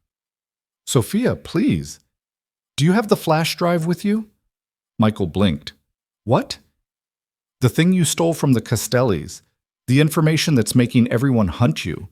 Do you have it here, or did you hide it somewhere?" "How do you..." Michael's face went white. Oh my God, Sophia, what did you do? Who did you talk to?" "Someone who actually wants to help me, unlike you." Michael stood up so fast his chair scraped loudly against the floor. "We need to go, right now. They're probably watching us. If the Castellis know you know about the drive, they'll think you're involved. Sit down, Michael. No, no, we're leaving. We're getting Emma and we're getting out of New York tonight. I have money. I have a plan. We can go to Canada or. I said sit down. Sophia's voice cut through his panic like a knife. Or I walk out that door and you never see Emma again. Not through lawyers, not through supervised visits, not ever. Your choice. Michael sat, his hands shaking. You don't understand what you've done. The Castellis don't forgive, Sophia. They don't forget. If they know you're connected to me, if they think you know anything about what I took, I'm already connected to you, Michael. I've been connected to you since the moment I got pregnant 4 years ago. You made sure of that, and then you made it worse by dragging us into your mess. Sophia pulled out her phone, her finger hovering over a text to Alessio. Last chance. Tell me the truth about Emma. Tell me what you were really planning. Michael's composure cracked completely. I was going to take her somewhere safe. Somewhere the Russians and the Koreans and the Castellis couldn't find us. I know you think I'm a bad father, and maybe I am, but she's still my daughter. I made her too. I have a right to protect her. You have a right to nothing, Sophia said coldly. You abandoned us. You ignored every message, every call, every plea for help, and now you want credit for trying to kidnap your own child? It's not kidnapping if she's mine too. The words hung between them, and Sophia saw it clearly now. The entitlement, the refusal to accept responsibility, the ability to reframe every selfish choice as somehow noble or necessary. Michael genuinely believed he was the victim here. He genuinely thought taking Emma without Sophia's knowledge or consent was protection rather than theft. You're unbelievable, Sophia whispered. You're actually insane. No, Sophia, listen to me. He reached across the table to grab her hand, but before he could make contact, two things happened simultaneously. The front door of the coffee shop opened and Vincent walked in, his massive frame blocking most of the light, and Sophia's phone buzzed with a text from Alessio. We have confirmation. He's wearing the drive on a chain around his neck. Get clear, now. Sophia stood abruptly. I need to use the restroom. Sophia, wait. But she was already moving, weaving through tables toward the back hallway where the bathrooms were. Behind her, she heard Michael call her name, heard the scrape of his chair as he started to follow. Then Vincent's calm voice cut through the ambient noise of the coffee shop. Michael Donovan, I need you to come with me. Sophia didn't look back. She pushed through the hallway, past the bathrooms, and out the back exit into an alley where Marco was waiting with a dark sedan, engine running. In, he said, opening the passenger door. Sophia slid inside and Marco pulled away from the curb before she'd even closed the door. Through the side mirror, she caught a glimpse of the coffee shop's front entrance, where Vincent and another man were escorting Michael outside with practiced efficiency. No scene, no shouting, just a firm grip on each arm and the subtle flash of something under Vincent's jacket that made Michael stop struggling. They had him. Marco drove in silence for several blocks before speaking. You did well. Kept him talking, got the confirmation we needed, extracted cleanly. Alessio will be pleased. Where are you taking me? Back to the house. Alessio will contact you when he's ready for you to be present during questioning. How long will that be? Couple hours, maybe. They need to sweep Michael for tracking devices, search him properly, verify the drive is genuine, and he doesn't have copies hidden elsewhere. Standard procedure. Standard procedure for interrogating someone who'd stolen from the Castelli family. Standard procedure for a world Sophia had fallen into by accident and was now navigating like it was normal. They arrived back at the mansion just after 9. Emma was already asleep, Maria reported, having fought bedtime for approximately 7 minutes before exhaustion won. Sophia checked on her anyway, needing to see her daughter's peaceful face, needing the reminder of why she'd done what she'd just done. Emma slept with her stuffed rabbit clutched to her chest, her breathing easy and unlabored, her fever gone like it had never been. Safe, protected, completely unaware that her mother had just helped apprehend her father. Sophia sat in the dark nursery and waited. At 11:17, her phone buzzed.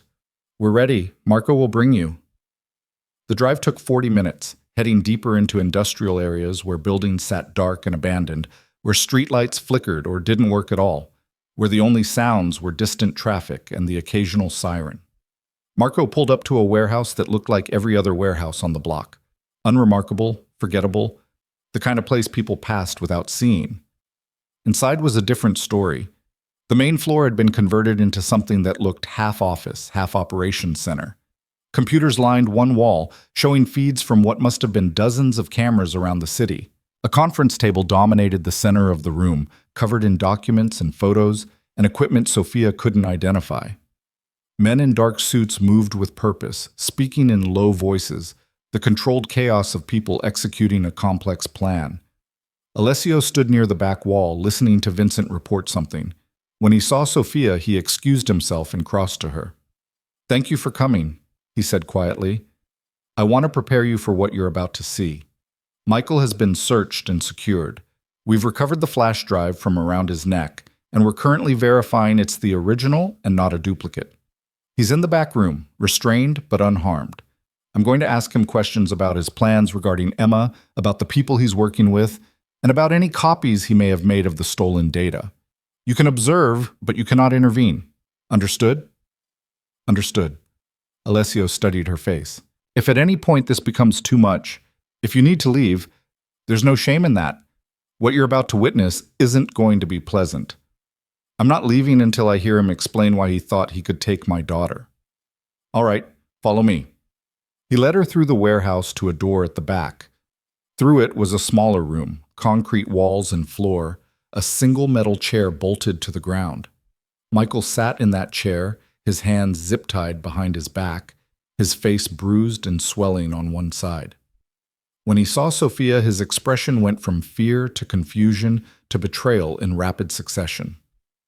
"Sophia, what? Oh my God, what did you do? What the fuck did you do?" "I did what I had to do to protect my daughter," Sophia said, her voice steadier than she felt. "Something you never bothered to learn how to do." Alessio positioned himself in front of Michael, blocking part of Sophia's view. Two other men flanked the door, Marco and someone Sophia didn't recognize. The temperature in the room felt 10 degrees colder than the rest of the warehouse. "Michael Donovan," Alessio said calmly, "we're going to have a conversation about the choices you've made over the past 6 months. How honest you are determines how this evening ends for you. Do you understand?" "Fuck you! I want a lawyer! I want—" Alessio moved so fast Sophia barely tracked it. One moment he was standing casually, the next his hand was gripping Michael's jaw, forcing his head back at an angle that looked painful. "You're not under arrest, Mr. Donovan. You're not entitled to a lawyer. You're sitting in my warehouse after stealing from my family and putting a 4-year-old child in danger. The only thing you're entitled to is the opportunity to convince me you're worth keeping alive. I suggest you start talking." He released Michael's jaw and stepped back. Michael was panting, his eyes wide with terror. "What do you want to know?" "Let's start with Emma," Alessio said, and Sophia's breath caught.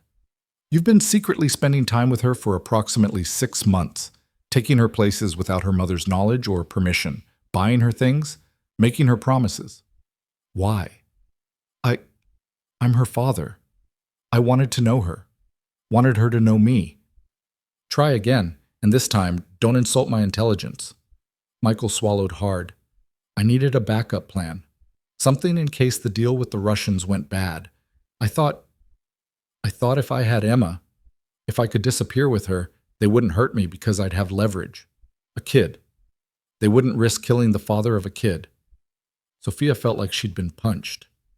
Hearing it confirmed, hearing Michael admit he'd planned to use Emma as a human shield, made her vision blur with rage. "So your daughter was insurance," Alessio said flatly. "Protection against the consequences of your own poor decisions. I would have taken care of her. I wouldn't have let anything happen to her. You took photographs of her without permission. You stole her passport. You built an escape plan that included removing her from the only home she's ever known and the only parent who's ever actually cared for her." Alessio's voice went cold. "That's not protection, Mr. Donovan. That's kidnapping. And if you'd succeeded, it would have destroyed that child's entire life." "Better destroyed than dead." Michael was crying now, tears and snot running down his face. "You don't understand the kind of people I was dealing with. The Voronovs don't fuck around. They would have killed Sophia to get to me. They would have killed Emma. I was trying to save her from that. By traumatizing her instead? By making her complicit in your crimes? By turning her into a fugitive before she could even read? I didn't have a choice." You had dozens of choices, Alessio said quietly. You could have not stolen from my family. You could have not worked with the Russians. You could have walked away from all of it and focused on being a father to the child you'd already abandoned. Every single step of this disaster was a choice you made, Mr. Donovan. Own it. Michael's head dropped forward. I fucked up. I know I fucked up. But I swear to you, I never meant for Emma or Sophia to get hurt. I just wanted to make enough money to give them a better life. Stop, Sophia said. The word came out harder than she intended, cutting through the room like a blade. Both Michael and Alessio turned to look at her. Stop lying. Stop pretending this was ever about us. You wanted money for yourself. You've never given a damn about whether Emma had heat in her apartment or food in her stomach or medicine when she was sick. You've ignored every message, every call, every attempt I made to get you to be even a marginally decent father. So don't you dare sit there and claim you did any of this for our benefit. Sophia, please, I'm not finished. She stepped closer, her hands clenched into fists. You groomed our daughter. You made her keep secrets from me. You stole her passport and planned to take her away from everything she knows. And you're trying to frame it as protection when we both know it was just you being the same selfish, cowardly piece of shit you've always been. You don't get to rewrite history now that you're caught. You don't get to pretend you were trying to be noble. Michael was sobbing openly now. I'm sorry. God, Sophia, I'm so sorry. I never wanted it to be like this. I never wanted to hurt you. But you did hurt us. Every single day for 4 years you hurt us by not being there, by not caring, by not even trying. Sophia's voice cracked. And the worst part is that Emma still loves you. She still drew pictures of you. She still calls you the nice man. And you were planning to use that love, that innocent, undeserved love, to manipulate her into helping you escape the consequences of your own actions. She turned to Alessio. I've heard enough. Do whatever you need to do with him. I don't care anymore. Alessio nodded once. Marco, take Miss Ellis back to the car. But Sophia had one more thing to say. She leaned down so she was eye level with Michael, so close she could see the fear and regret and pathetic self-pity in his expression. Emma's not going to remember you, she said quietly. She's 4 years old. In a year, maybe 2, her memories of you will fade. She won't remember the ice cream or the carousel or the promises you made. All she'll know is that her mother loved her enough to keep her safe, and you'll just be a name in paperwork, nothing more. Michael let out a broken sound, but Sophia was already walking away. Marco fell into step beside her, guiding her back through the warehouse and out to the car. She climbed into the passenger seat and stared straight ahead, her body shaking with adrenaline and emotion she couldn't quite name. You did good, Marco said as he started the engine. Standing up to him like that. A lot of people couldn't have done it. I had to, Sophia said simply. For Emma. So she knows her mother fought for her. They drove back to the mansion in silence. When they arrived, Sophia went straight to the nursery and climbed into bed beside her sleeping daughter, wrapping her arms around Emma's small body and breathing in the scent of baby shampoo and innocence. I kept you safe, she whispered into Emma's curls. I promise, baby, I'll always keep you safe. Emma stirred in her sleep, curling closer to Sophia's warmth, her small hand fisting in her mother's shirt. And Sophia lay there in the darkness, listening to her daughter breathe, waiting for her own heartbeat to slow to something approaching normal. She'd done it. She'd looked Michael in the eye and told him exactly what he was. She'd helped Alessio recover the stolen drive. She'd made it possible for this nightmare to end. But as the adrenaline faded and exhaustion crept in, Sophia couldn't shake the feeling that the hardest part was yet to come. Because Alessio had warned her, once you cross certain lines, once you participate in this world, there's no going back to who you were before. And Sophia was beginning to understand exactly what that meant. Sophia woke to the sound of voices in the hallway outside the nursery. Male voices, low and urgent, speaking in rapid Italian. She disentangled herself carefully from Emma's sleeping form and moved to the door, opening it just enough to see Alessio standing with Marco and Vincent, all three looking like they'd been up all night. Alessio noticed her immediately. His tie was gone. His shirt sleeves still rolled up, and there was something in his expression that made Sophia's stomach clench with apprehension. We need to talk, he said quietly. Can you meet me downstairs in 10 minutes? Sophia nodded, her throat too tight for words. She closed the door and leaned against it, trying to calm her racing heart. Something had happened. Something big enough to warrant Alessio showing up at 6 in the morning, looking like the weight of the world had just increased. She checked on Emma one more time, still sleeping peacefully, her little face relaxed and healthy, then made her way downstairs to the dining room where she'd had breakfast with Alessio 2 days ago. It felt like a lifetime had passed since then. Alessio was alone when she arrived, standing by the window with a coffee cup in his hand, staring out at the grounds. He turned when she entered, and in the early morning light, Sophia could see the exhaustion etched into his features.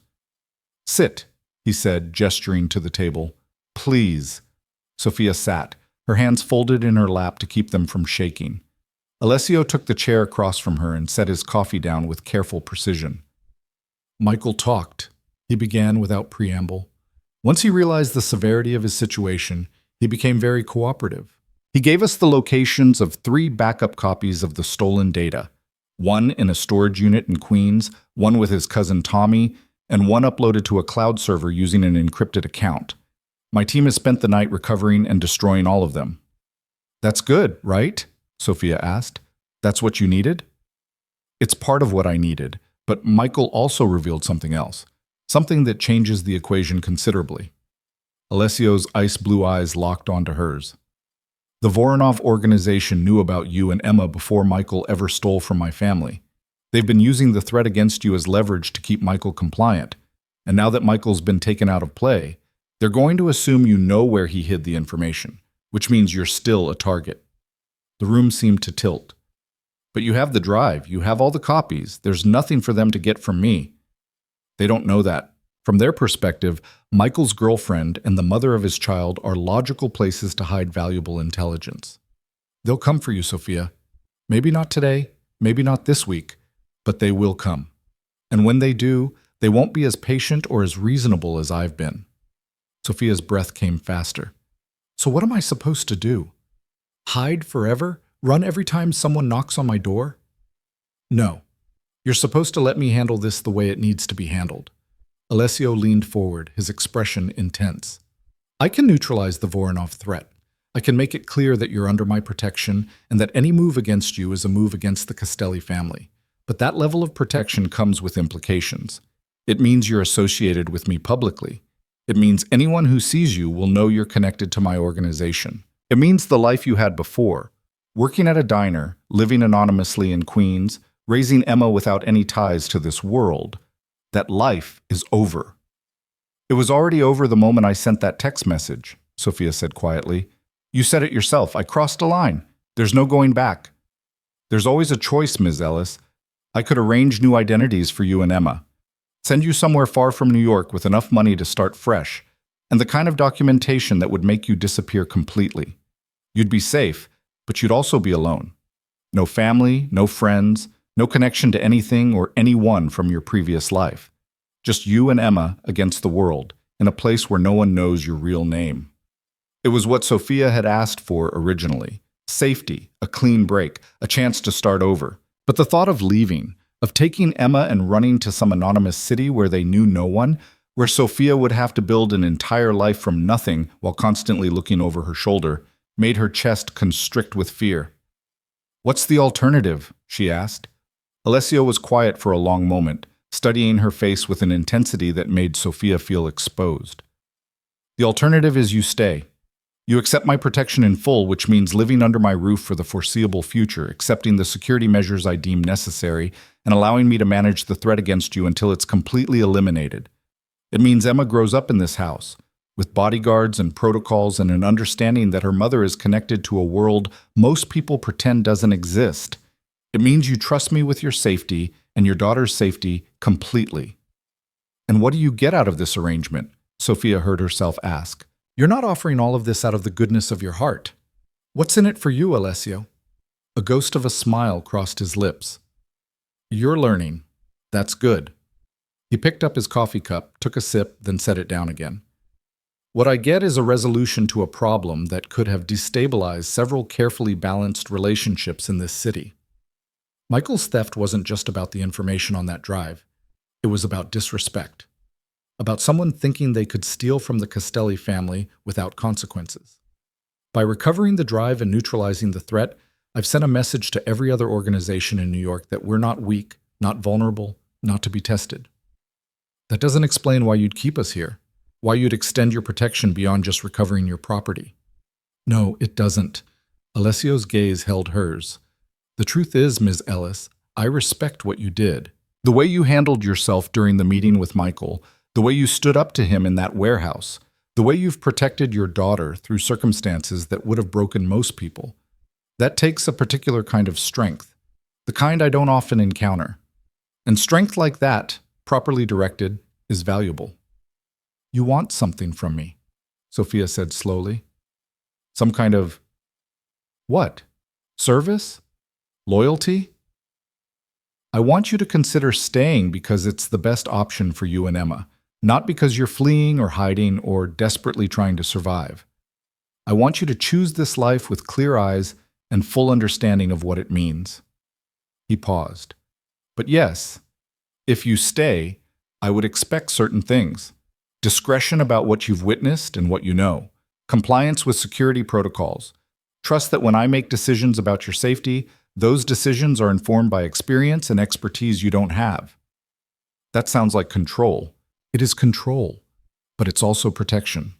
The two aren't mutually exclusive, Sophia. Sometimes the safest cage is the one you walk into willingly because you understand what's waiting outside the bars. Sophia thought about her apartment in Queens with its broken locks and peeling paint, thought about working double shifts at the diner for tips that barely covered groceries.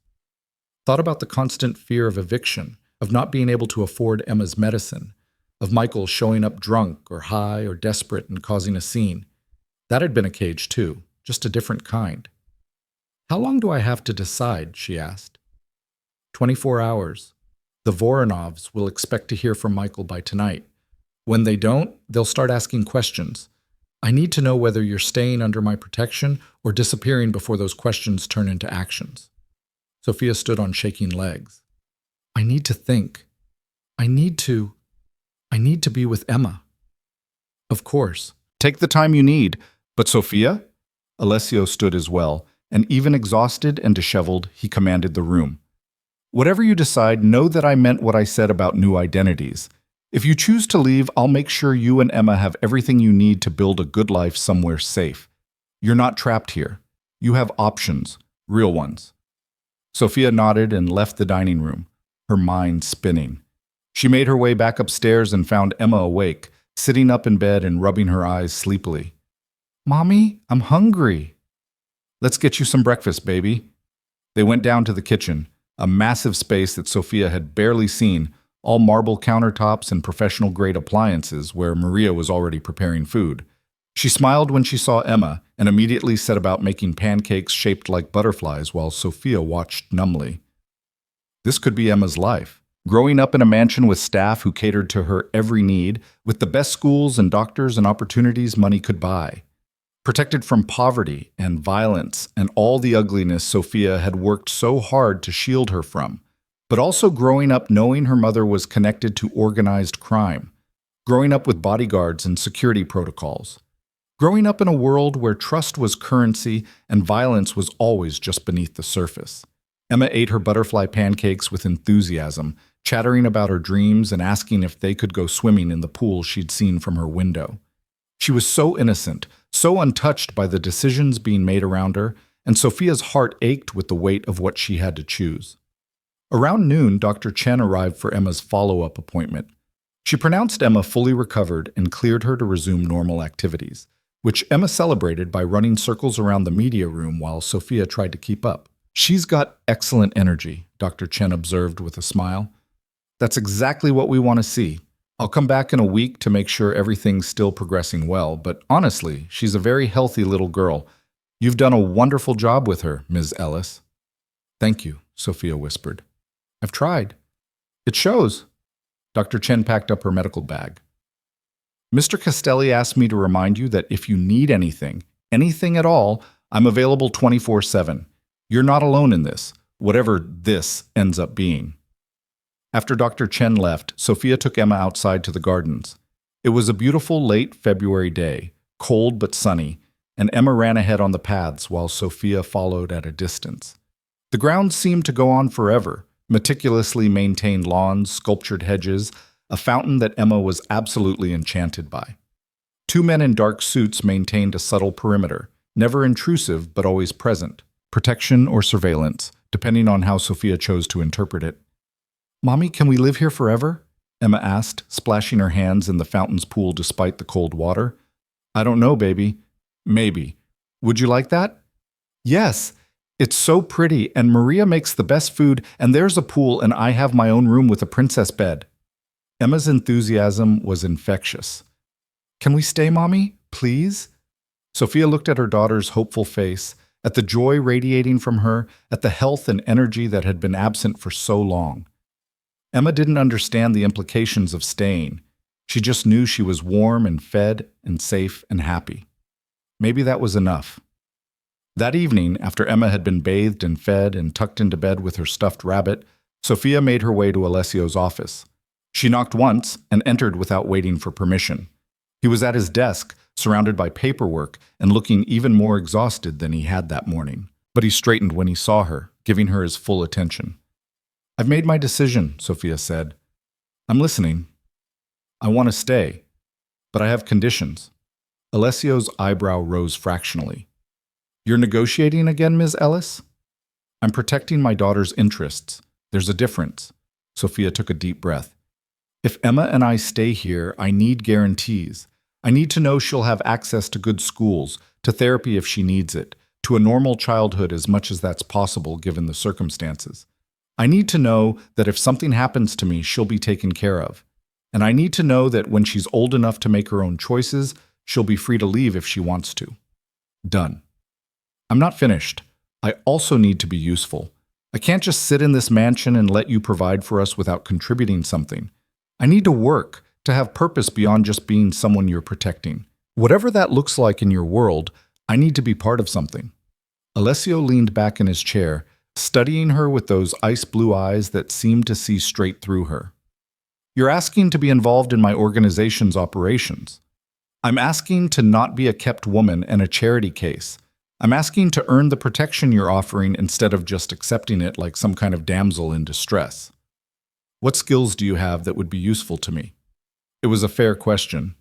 Sophia thought about her life before all this, the diner shifts, the budgeting, the constant problem-solving required to keep herself and Emma alive on minimum wage. "I'm good with people," she said slowly. "I can read situations, understand what someone needs to hear versus what they want to hear. I'm organized, detail-oriented, and I work well under pressure. I learn fast and I don't quit when things get difficult. And most importantly, I know what it's like to be desperate, which means I understand the kind of people who might be vulnerable to working with or against your organization." Alessio was quiet for a long moment. Then he stood and crossed to the window, looking out at the darkened grounds. "There's a legitimate side to my family's business," he finally said. "Real estate holdings, investments, businesses that operate completely above board. Those operations require management, oversight, someone who can interface with normal society without raising suspicions. I could use someone in that capacity, someone smart enough to handle complex logistics but not so embedded in this world that they draw attention." "You're offering me a job?" "I'm offering you a purpose, as you requested. It won't be glamorous. It'll be long hours and complicated work, and you'll need to learn very quickly. But it would make you a legitimate part of this organization, not just someone I'm protecting out of obligation." Sophia moved to stand beside him at the window. "What happened to Michael?" "He's alive. He's being held in a secure location until I can verify that all the intelligence has been recovered and no additional copies exist. Once that's confirmed, he'll be released far from New York with strong encouragement to never return." "Will he try to see Emma?" "No. Part of his release agreement includes forfeiting all parental rights. He'll sign the paperwork tomorrow. You'll have full custody with no possibility of him contesting it." Relief flooded Sophia's system. "Thank you." "Don't thank me yet. What I'm about to tell you might change your decision to stay." Alessio turned to face her fully. "The Voronov situation is more complicated than I initially revealed.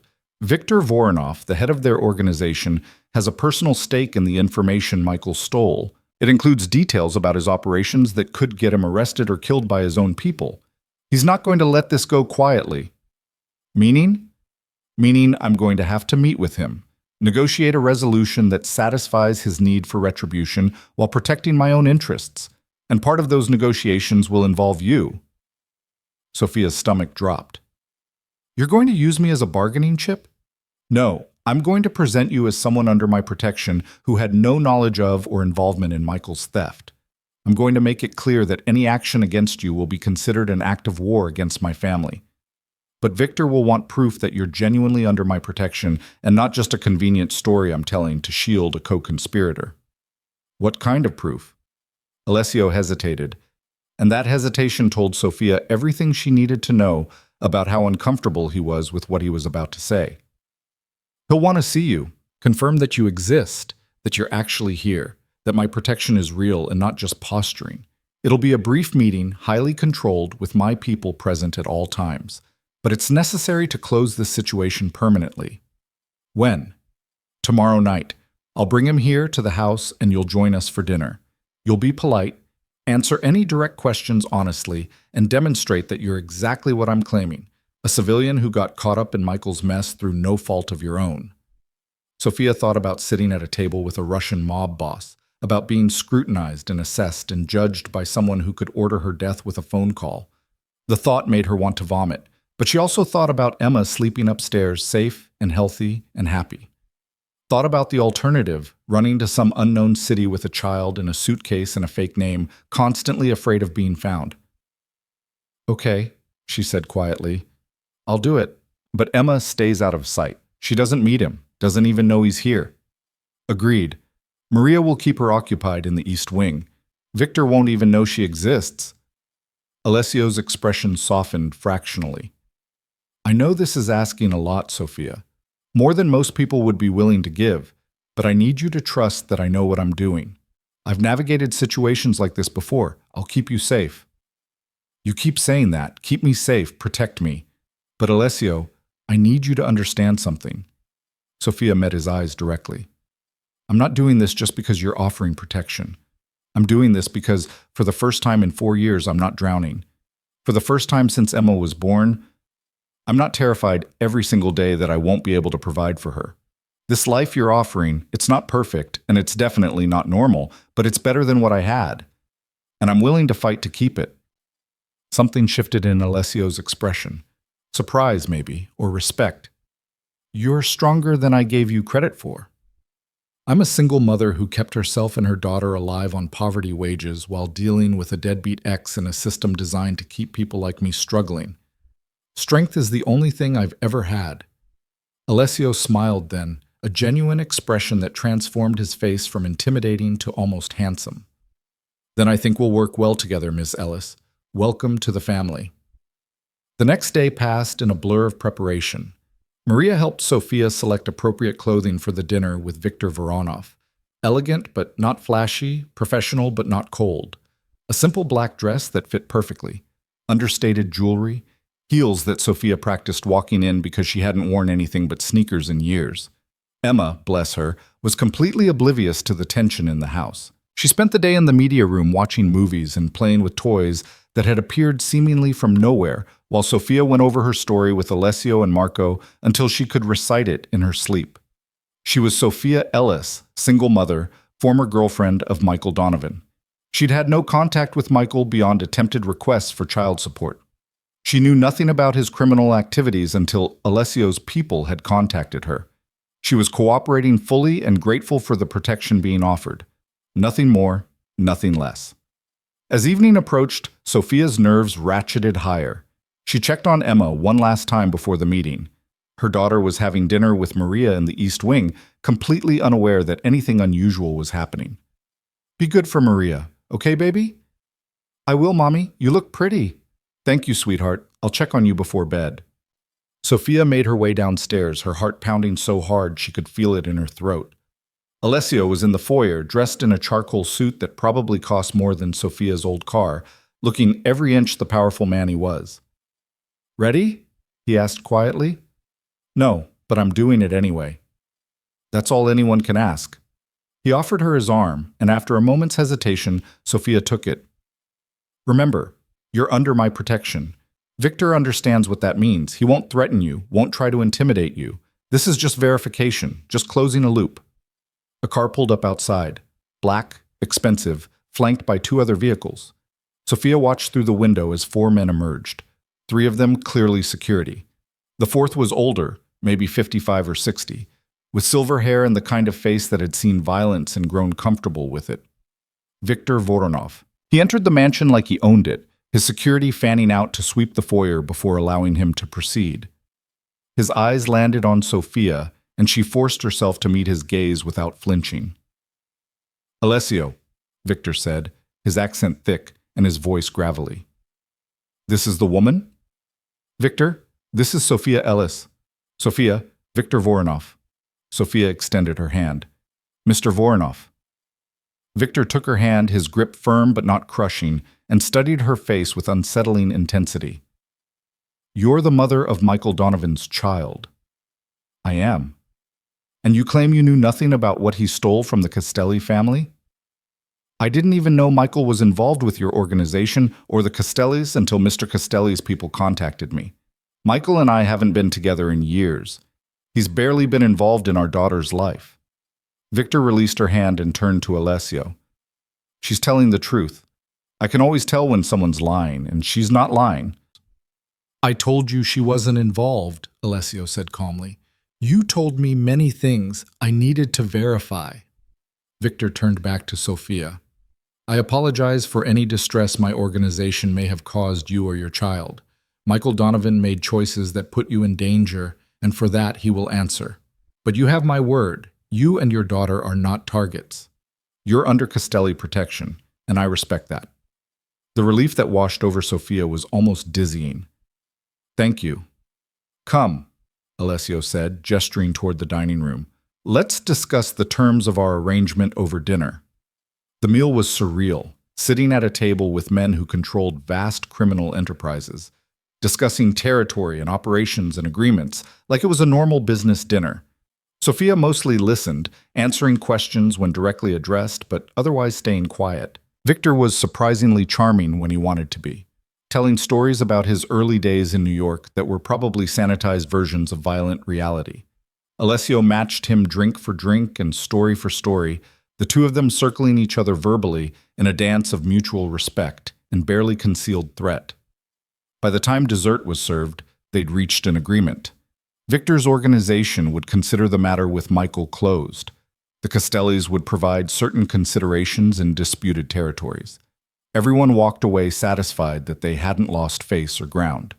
And Sophia sat there, watching it all unfold, understanding that this was her life now. This was the world she'd chosen to enter. When Victor finally left, shaking Alessio's hand and nodding respectfully to Sophia, the tension in the house evaporated like steam. "You did perfectly," Alessio said once they were alone. "Better than perfectly. Victor believed you completely."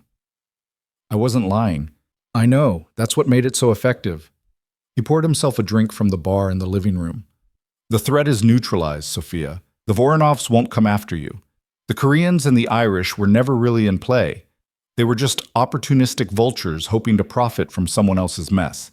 You and Emma are safe now. Actually safe, not just theoretically safe." Sophia sank onto the couch, the adrenaline finally draining away and leaving her exhausted. "It's really over?" "The immediate crisis is over. Your new life is just beginning." Alessio sat in the chair across from her. "Tomorrow, we'll start your training. You'll learn how the legitimate businesses operate, meet the people who manage them, begin understanding how everything connects. It'll be overwhelming at first, but I think you'll adapt quickly." "And Emma?" "I've already arranged enrollment at a private school 10 minutes from here. Small class sizes, excellent teachers, the kind of education that will give her every advantage. She starts next week with a security detail that will be invisible to her but always present. It was everything Sophia had wanted, everything she'd fought for, so why did she feel like crying?"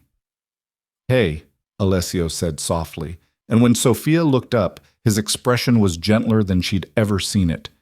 "It's okay to be overwhelmed. It's okay to feel like this is all happening too fast. You've been through trauma, Sophia. Multiple traumas, actually. You're allowed to process that." Sophia's voice broke. I keep waiting for the other shoe to drop, for this to all be some kind of trick or dream, for Michael to show up or the Voronovs to change their minds, or for you to decide we're too much trouble and throw us out. I've spent so long just trying to survive that I don't know how to do anything else. Then learn, Alessio said simply. Learn how to live instead of just survive. Learn how to trust that when I say you're safe, you actually are. Learn how to be the woman you could have been if circumstances had been different. He paused. And learn that accepting help doesn't make you weak. It makes you smart. Sophia wiped at her eyes, hating that she was crying in front of him, but unable to stop. Thank you for everything. For saving Emma, for protecting us, for giving us a chance at something better. I don't know how I'll ever repay you. You'll repay me by being exactly who you are. Strong, intelligent, fiercely protective of your daughter, and willing to fight for what matters. That's all I need from you, Sophia. The rest will fall into place. She nodded, not trusting her voice, and Alessio stood. Get some rest. Tomorrow's going to be a long day. And check on Emma. I'm sure she's wondering where you are. Sophia made her way upstairs and found Emma asleep in the princess bed, her stuffed rabbit tucked under one arm and a content smile on her face. Maria was sitting in a chair nearby, reading, and she looked up when Sophia entered. She went down easy, Maria said quietly. Asked about you a few times, but I told her you were at a boring adult dinner, and she accepted that. Thank you, Maria, for everything. It's my pleasure, Ms. Ellis, truly. Maria stood and headed for the door, then paused. Mr. Castelli, he's a good man. Complicated, certainly. Dangerous when he needs to be. But good. You and Emma, you're safe here. I hope you know that. After Maria left, Sophia climbed into bed beside Emma and pulled her daughter close. The room was warm, the bed was soft, and for the first time in longer than Sophia could remember, she felt something she'd almost forgotten how to feel. Hope. Morning came with golden sunlight streaming through the windows and the sound of Emma's laughter echoing from somewhere downstairs. Sophia lay in the too-soft bed for a moment, letting the reality of her new life settle over her like a blanket. The crisis was over. The threats were neutralized. Michael was out of their lives permanently. And yet somehow, the hardest part was just beginning. She found Emma in the kitchen with Maria, both of them covered in flour and giggling over a batch of cookies they were attempting to make. Emma's face lit up when she saw Sophia. Mommy, we're making chocolate chip cookies. Want to help? Maybe later, baby. I have some work to do with Mr. Castelli this morning. The words felt strange in her mouth. Work to do.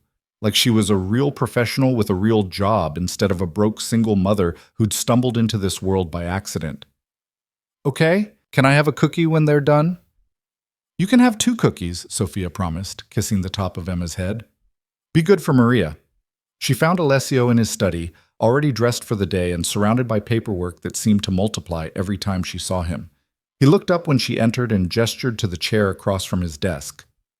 Good morning. Coffee? Please. He poured her a cup from the carafe on his desk, and Sophia wrapped her hands around it, grateful for the warmth and the familiar ritual of morning caffeine. We need to discuss the practicalities of your situation, Alessio began, setting aside the file he'd been reviewing. You can't continue living in legal limbo. We need to establish a proper foundation for your new life. What does that mean? It means officially closing out your old life. You'll need to give notice at the diner. I'd suggest citing a family emergency that requires you to relocate. Your apartment lease needs to be terminated. Your belongings moved here or disposed of as you see fit. Emma's daycare should be notified that she's transferring to a new school. Any loose ends that might make someone curious about where Sophia Ellis disappeared to? The thought of calling her manager at the diner, a woman who'd been kind to Sophia in her own gruff way, and lying about why she was leaving made Sophia's stomach clench. But what was the alternative? Tell the truth? Explain that she'd accidentally texted a mob boss and now lived in his mansion? I'll make the calls today, Sophia said quietly. Good. I've also had my lawyers draw up custody paperwork terminating Michael's parental rights. He signed everything yesterday morning. It's done, Sophia. Legally, Emma is solely yours. He has no claim to her, no rights to visitation, no ability to contest your decisions regarding her upbringing. But relief washed over Sophia so powerfully, she had to set her coffee cup down before she spilled it. He really signed? He really signed. My people were very persuasive about the benefits of cooperation. Alessio's expression darkened slightly. He's been relocated to Arizona with enough money to start over and very clear instructions never to return to New York or attempt contact with you or Emma. If he violates those terms, the consequences will be severe. Where is he now? On a plane to Phoenix, accompanied by 2 of my people who will ensure he actually stays there. By tonight, he'll be someone else's problem entirely. Alessio paused. How do you feel about that? Sophia thought about Michael, the boy she'd fallen for in college. The man who'd disappointed her in every possible way, the father who'd planned to use their daughter as a bargaining chip. She waited for sadness or regret, or some echo of the love she'd once felt. All she felt was relief. I feel like Emma and I can finally breathe, she admitted. Like maybe we can move forward instead of always looking backward. Good, because moving forward is exactly what we're going to do. Alessio stood and moved to a filing cabinet, pulling out a folder thick with documents. These are the details on the Castelli family's legitimate business operations. Real estate holdings, investment portfolios, the property management companies that oversee our rental units. I need someone to coordinate between the various managers, ensure everyone's operating efficiently, flag any problems before they become crises. Someone smart enough to see patterns and organized enough to manage complex logistics. He set the folder in front of Sophia, and she opened it to find page after page of financial reports, property listings, organizational charts. It was overwhelming and intimidating, and exactly the kind of challenge Sophia had been craving. This is a real job, she said, almost to herself. This is a real job with real responsibilities and real consequences if it's done poorly. You'll have an office downtown, a salary that reflects the importance of the position, and direct access to me if you encounter problems you can't solve independently. Alessio returned to his chair. You'll also have Vincent assigned as your driver and security. He'll take you to and from the office, accompany you to any meetings or site visits, and ensure your safety at all times. I don't need a bodyguard. You absolutely need a bodyguard. Victor Voronov may have agreed to leave you alone, but that doesn't mean everyone in this city knows or cares about that agreement. You're associated with me now, Sophia. That makes you both protected and potentially vulnerable. Vincent is non-negotiable. Sophia thought about arguing, but the steel in Alessio's voice told her it would be pointless. Fine. When do I start? Monday. That gives you the weekend to handle the logistics of closing out your old life and preparing Emma for her new school. It also gives you time to read through those files and come up with questions. He smiled slightly. I'm not throwing you into deep water without a life raft, Sophia. You'll have support every step of the way. The weekend passed in a blur of phone calls and difficult conversations. Sophia's manager at the diner was disappointed but understanding when Sophia explained she had to leave the city for family reasons. Her landlord was less understanding about breaking the lease early, but a check from Alessio's office for 3 months' rent solved that problem quickly. Emma's daycare director wished them well and promised to forward Emma's records to whatever school she enrolled in next. Marco and Vincent handled the physical move, boxing up the few belongings in Sophia's apartment that were worth keeping and donating the rest to charity. When Sophia walked through the empty apartment one last time, the place where she'd brought Emma home as a newborn, where they'd celebrated birthdays and holidays and survived countless difficult nights, she expected to feel sad. Instead, she felt liberated. This apartment had been a prison of poverty and struggle. Leaving it behind wasn't a loss. It was an escape. Sunday afternoon, Sophia took Emma to see her new school. The building was beautiful, old brownstone architecture renovated with modern amenities, small gardens in the courtyard, classrooms that looked like they belonged in magazines. The director gave them a tour showing Emma the art room and the library and the playground, and Emma's eyes grew wider with each new discovery. Mommy, this is the best school ever, Emma whispered, gripping Sophia's hand tightly. Do I really get to go here? You really get to go here, baby, starting tomorrow. That night, after Emma was asleep and the house had settled into quiet, Sophia found herself in Alessio's study again. He was working late as usual, reviewing contracts by lamplight, and he looked up when she knocked on the open door. Can't sleep? He asked. Too much to think about. Sophia entered and took her usual chair. I wanted to thank you, again, for everything you've done for us. You've thanked me enough, Sophia. At a certain point, it becomes unnecessary.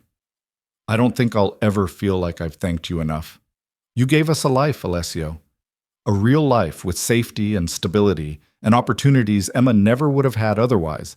That's not something you can over-thank someone for. Alessio set down the contract he'd been reading and gave her his full attention.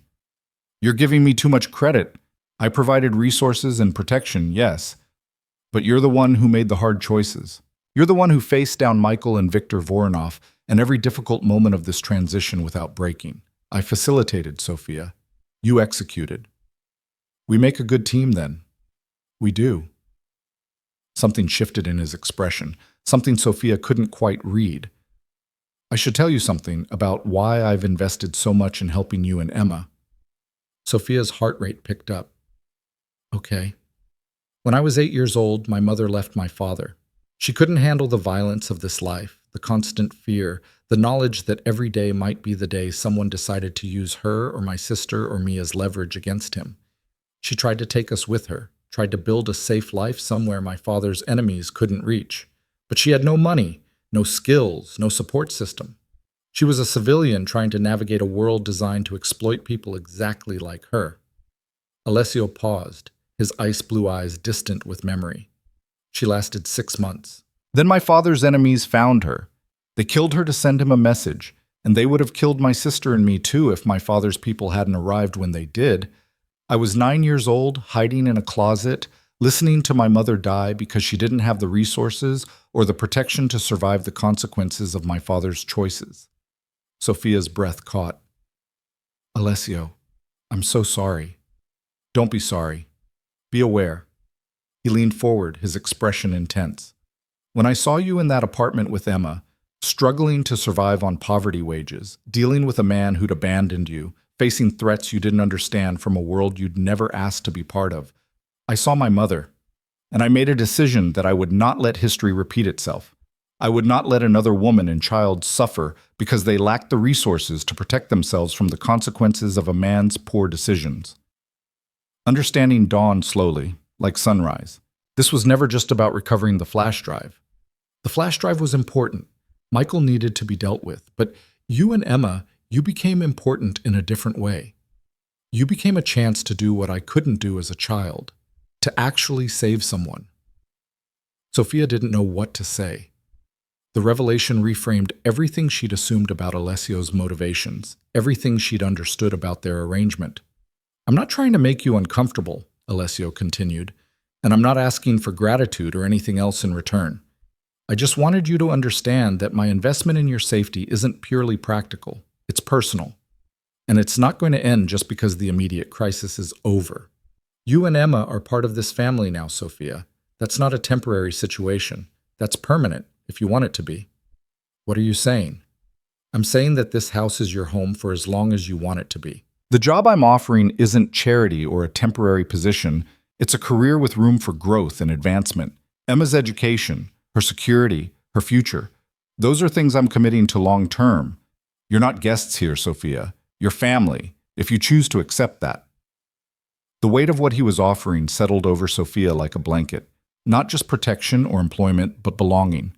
A place in a world that had seemed impenetrable from the outside, but was revealing itself to be more complex and nuanced than she'd ever imagined. Why? She asked quietly. Why are you willing to do all of this for us? Because you remind me that there's still good in this world worth protecting. Because Emma deserves a childhood free from fear and poverty. Because I have the resources to make a real difference in your lives. And choosing not to use those resources would make me complicit in your suffering. He paused. And because somewhere along the way I started to care what happens to you, both of you. Sophia's heart did something complicated in her chest. A mixture of fear and hope, and something that might have been the beginning of trust. Real trust. Not the desperate survival-based trust she'd been operating on since the night she'd accidentally sent that text message. I want to stay, she said. Not because I'm afraid of the alternative or because I don't have other options, but because this, being here, working with you, building a life for Emma in a place where she's actually safe, This is what I choose. Actively. Intentionally. Alessio smiled, and it transformed his usually serious face into something warm and genuine. Then welcome home, Sophia Ellis. Officially. Monday morning arrived with the chaos of getting Emma ready for her first day at her new school. Sophia had laid out clothes the night before, but Emma changed her mind 3 times before settling on a blue dress with butterflies that Maria had magically procured from somewhere. Vincent waited patiently in the foyer while Sophia did Emma's hair and double-checked her backpack and tried not to project her own nervousness onto her daughter. "Ready, baby." "Ready." Emma grabbed her backpack, a new one, purple with unicorns, no traumatic associations with Michael or kidnapping plans, and bounced toward the door. The drive to the school was short, and Vincent pulled up to the entrance where other parents were dropping off their children. Sophia walked Emma to her classroom, meeting the teacher.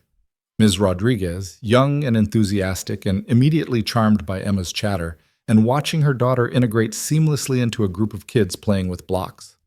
"She'll be fine," Ms. Rodriguez assured Sophia. "First days are always harder on parents than kids." Sophia kissed Emma goodbye and made her way back to the car, where Vincent was waiting. "She didn't even look back," Sophia said, not sure if she was hurt or proud. "That's good," Vincent replied, his gruff voice surprisingly gentle. "Means she feels safe. Kids only cling when they're scared." He drove her to the office Alessio had mentioned, a sleek building in Midtown with the Castelli Company logo discreetly displayed in the lobby. Sophia's office was on the 6th floor, a corner space with windows overlooking the city and furniture that probably cost more than Sophia's entire yearly salary at the diner. A woman in her 40s was waiting when Sophia arrived, her expression professional and warm. "Miss Ellis, I'm Patricia, your assistant. Mr. Castelli asked me to help you get oriented." "Shall we start with the current property portfolio?"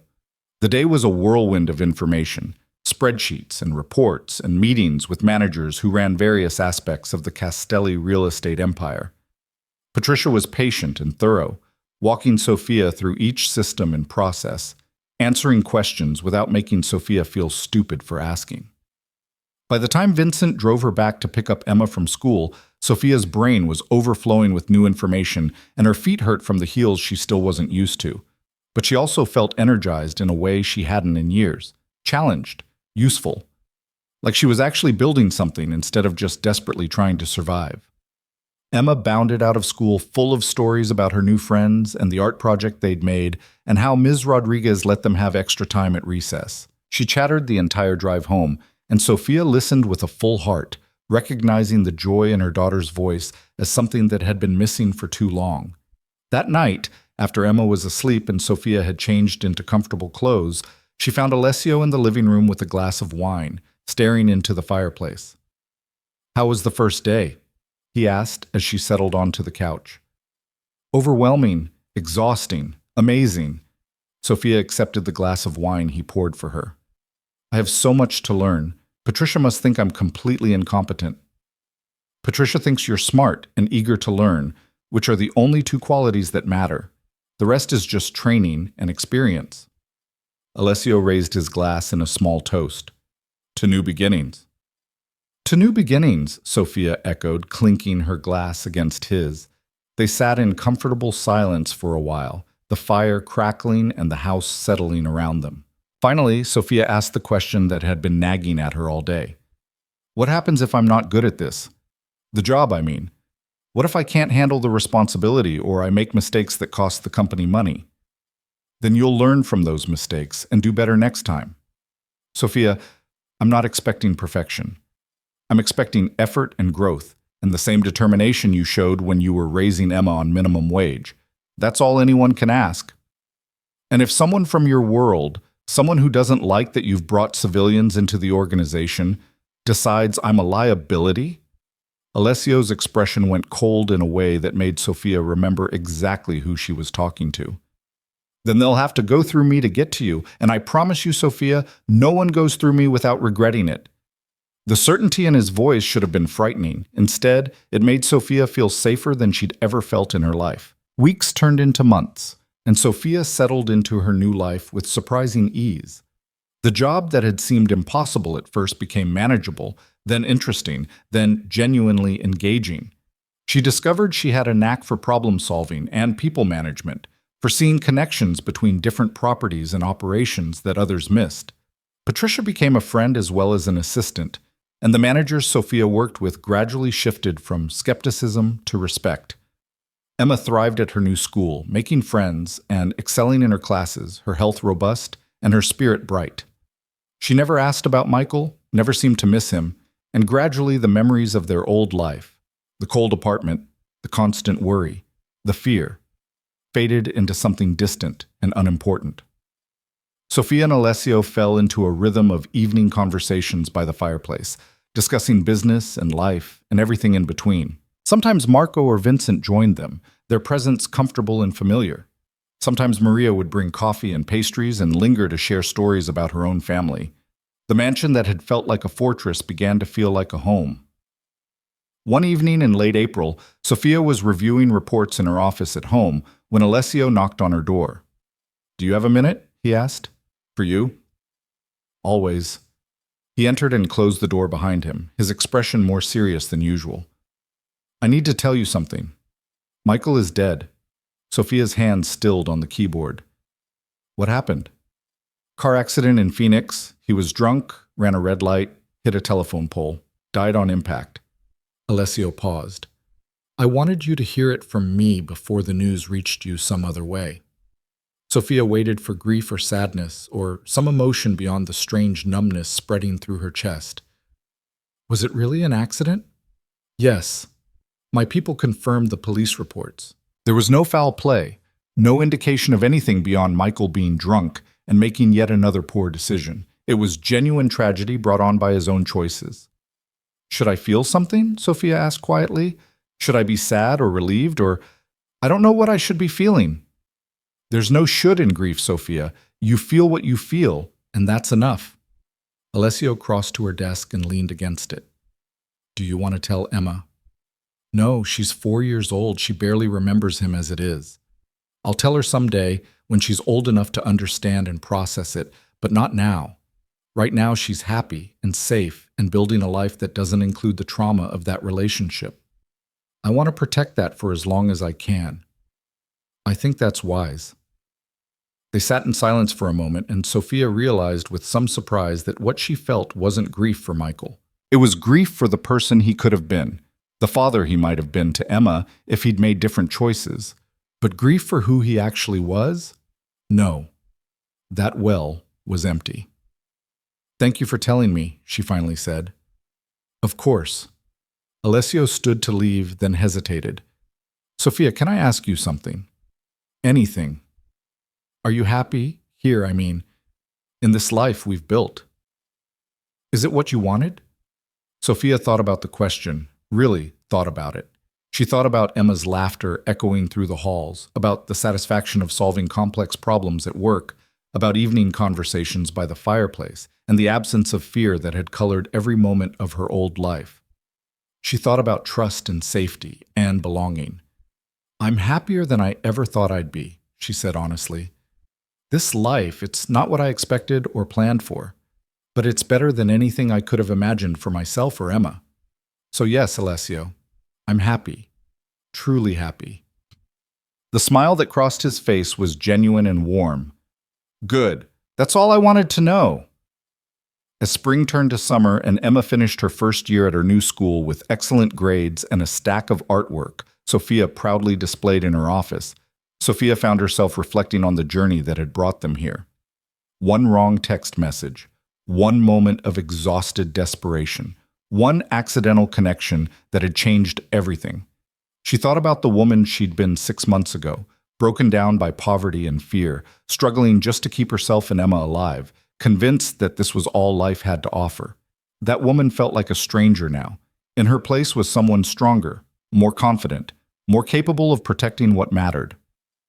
On Emma's 5th birthday, Alessio threw a party that rivaled professional events. The entire East Lawn was transformed with bouncy castles and face-painting stations, and a petting zoo that made Emma scream with delight. Her classmates came with their parents, and Sophia found herself making small talk with other mothers who had no idea about the complexity of her life, who saw her as just another wealthy mom with a beautiful home and a well-adjusted daughter. It was perfect camouflage for a life that remained complicated beneath the surface. That night, after the guests had left and Emma was asleep surrounded by new toys and still wearing her birthday crown, Sophia found Alessio on the terrace overlooking the grounds. "That was too much," she said, but she was smiling. It was exactly enough for a little girl who's been through more than any child should have to endure. She deserved a birthday that was pure joy, with no shadow of fear or poverty or instability. I hope I delivered that. You delivered magic. She's going to remember this day for the rest of her life.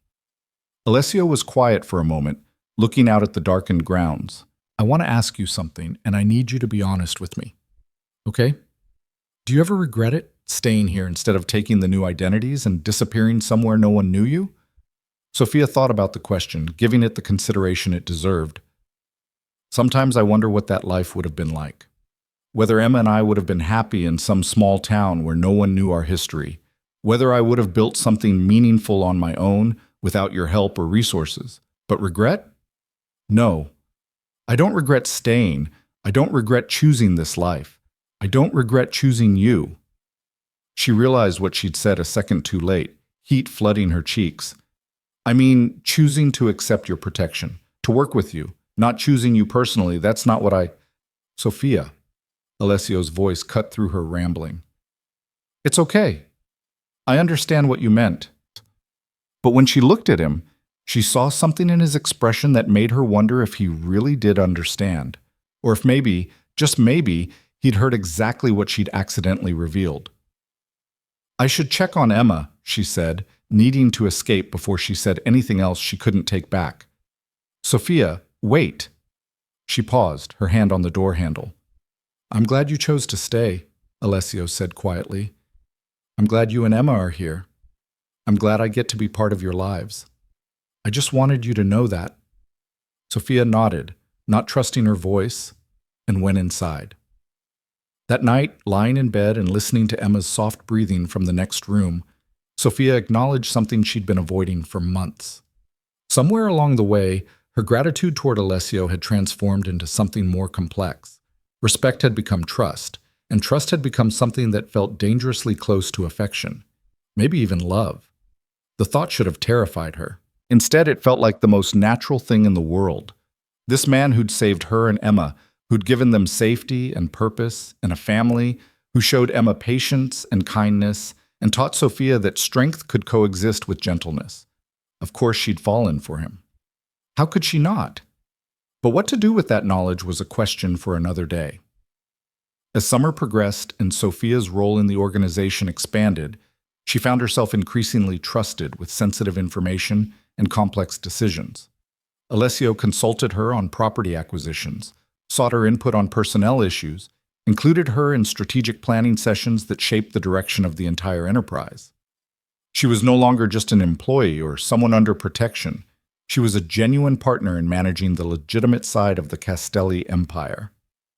One evening in late August, Alessio called her into his study with an unusual urgency in his voice. When she arrived, he was standing by the window, his posture tense. "We have a problem," he said without preamble. "One of the property managers has been skimming money from rental deposits. It's not a huge amount, maybe $20,000 over 6 months, but it's a test. Someone's seeing if we're paying attention, if our systems are robust enough to catch this kind of theft." "Who is it?" Sophia asked, her mind already running through the managers she worked with. "Stephen Patterson.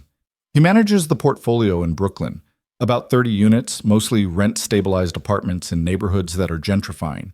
He's been with the organization for 5 years, always seemed reliable." Sophia pulled out her tablet and called up Patterson's files.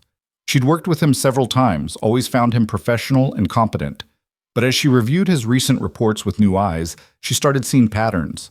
Small discrepancies in deposit amounts, maintenance invoices that seemed slightly inflated, tenant complaints that had been dismissed rather than investigated. "He's smart about it," she said slowly. "The amounts are small enough not to trigger automatic flags in the system. But you're right, this feels like a test, like he's seeing if he can get away with small-scale theft before escalating to something bigger." "What would you do?" Alessio asked. If this were your decision to make. Sophia thought carefully. I'd confront him directly, lay out the evidence, give him a chance to explain or confess. If he comes clean and agrees to repay what he stole, I'd consider a second chance with very strict oversight. If he denies it or tries to make excuses, he's gone immediately and we pursue full legal action. And if he's not working alone, if this is part of a larger scheme, then we use him to find the others, offer leniency in exchange for information, but we make it clear that this kind of betrayal has consequences, and those consequences will be enforced. Alessio was quiet for a long moment. Then he smiled. That's exactly what I would do. You're learning, Sophia. You're not just learning the business, you're learning how to think like someone who runs it. Is that a good thing? It's a necessary thing. This world doesn't reward weakness or naivety. It rewards people who can make hard decisions based on incomplete information and live with the consequences. You're becoming one of those people. They confronted Patterson together the next day. Sophia laid out the evidence while Alessio watched in silence, and Patterson's face went from confident to pale as he realized how thoroughly they'd documented his theft. He confessed immediately, naming 2 other managers who'd been part of the scheme, and agreed to repay everything plus interest in exchange for avoiding legal action. You're done working for this organization, Sophia told him, her voice calm and cold. You'll have recommendations for work elsewhere. Nothing that hints at why you left, but you will never work for a Castelli enterprise again. If you violate that agreement, if you speak publicly about what happened here, if you cause any problems whatsoever, the legal action we're currently waiving will be pursued with full force. Do you understand? Patterson understood. Later that evening, after Patterson and the 2 other managers had been dismissed and their positions filled with people Sophia personally vetted, Alessio pulled her aside. You handled that perfectly, he said. Firm but fair. Clear about consequences but not vindictive. That's leadership, Sophia. Real leadership. I learned from the best, she replied. No. You learned from experience and instinct. I just gave you the framework. The rest is all you. As fall arrived and Emma started kindergarten, still at the same school, still thriving, Sophia realized she'd been living in the mansion for almost a year. A full year since that desperate night when she'd accidentally texted the wrong number and set everything in motion. A year since her life had been nothing but poverty and fear and exhausting struggle. Now she had a career she loved, a daughter who was healthy and happy, and a home that felt like it had always been hers. She had friends in Maria and Patricia, and even Marco and Vincent, who'd transitioned from intimidating bodyguards to something like family. She had purpose and stability and the kind of safety she'd never imagined possible. And she had Alessio, whose presence in her life had become as essential as breathing. One evening in October, Emma was at a sleepover with one of her school friends, a first that had required extensive security vetting but that Sophia had ultimately allowed because Emma deserved normal childhood experiences. The house felt strangely empty without her laughter echoing through the halls. Sophia found Alessio in the library, reading by lamplight, and settled into the chair across from him. Strange, isn't it? She said. How quiet the house is without Emma. Very strange. I've gotten used to hearing her running through the halls or singing to herself in her room. The silence feels wrong. They sat quietly for a while, the comfortable silence of 2 people who'd learned each other's rhythms and no longer needed to fill every moment with words. Alessio, Sophia finally said, can I ask you something? Always. Do you ever think about having a family of your own? Children, I mean. A normal life that doesn't revolve around business and security and managing an empire? He set his book aside and considered the question. I used to. When I was younger, before I fully understood what being a Castelli meant, I thought I'd have a wife and children and a home separate from all of this. But as I got older, I realized that's not realistic for someone in my position. The risks are too high, the complications too severe. Anyone I brought into my life that way would be a target, a vulnerability, and after what happened to my mother, I swore I'd never put someone I loved in that kind of danger. But Emma and I are in that kind of danger, Sophia pointed out gently. We're part of your life. We're vulnerabilities. You're different. How? Alessio was quiet for a long moment, and when he finally spoke, his voice was softer than Sophia had ever heard it. Because you were already in danger when I found you. Because protecting you wasn't a choice to expose you to risk, it was a choice to mitigate risk that already existed. And because somewhere along the way, I realized that having you and Emma in my life wasn't a vulnerability. It was a strength, a reminder of what I'm working to protect and build, a reason to be better than the violence and darkness that comes with this world. Sophia's heart was pounding so hard she could feel it in her throat. Alessio, what are you saying? He stood and crossed to her chair, kneeling down so they were eye level.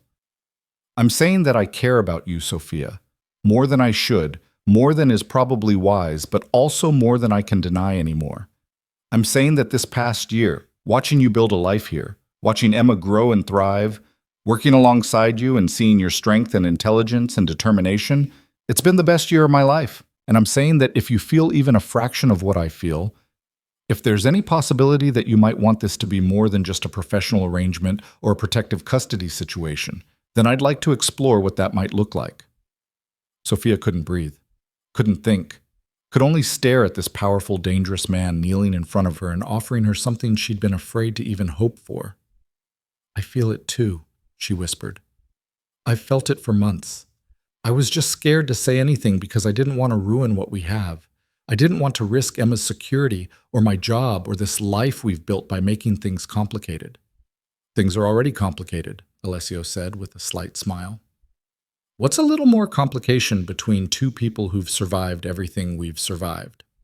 Sophia laughed, the sound breaking through the tension in the room. That's true. We've definitely been through worse than trying to figure out if we have feelings for each other.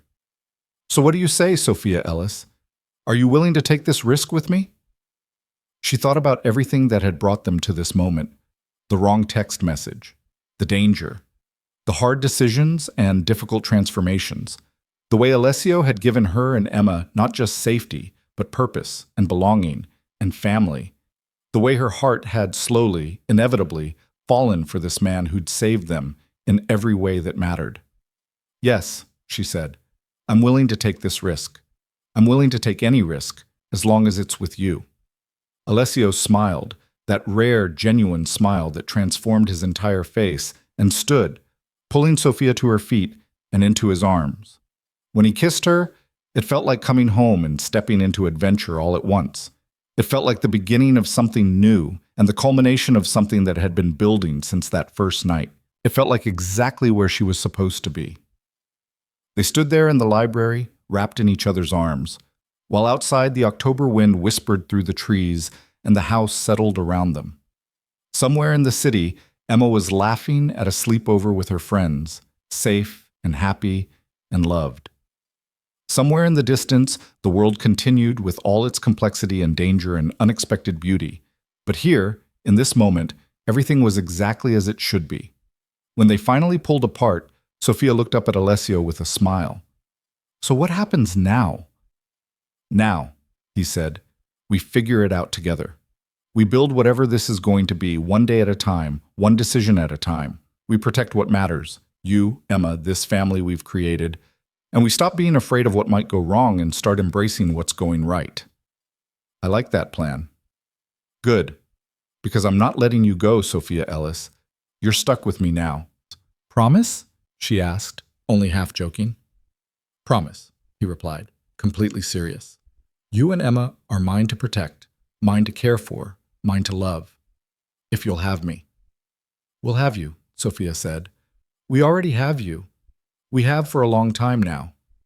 And standing there in the library of the mansion that had become their home, wrapped in the arms of the man who'd saved her and her daughter in every way that mattered, Sophia Ellis felt something she'd almost forgotten how to feel. Complete and total peace. The wrong text message that should have destroyed her life had instead given her everything she'd never known she needed.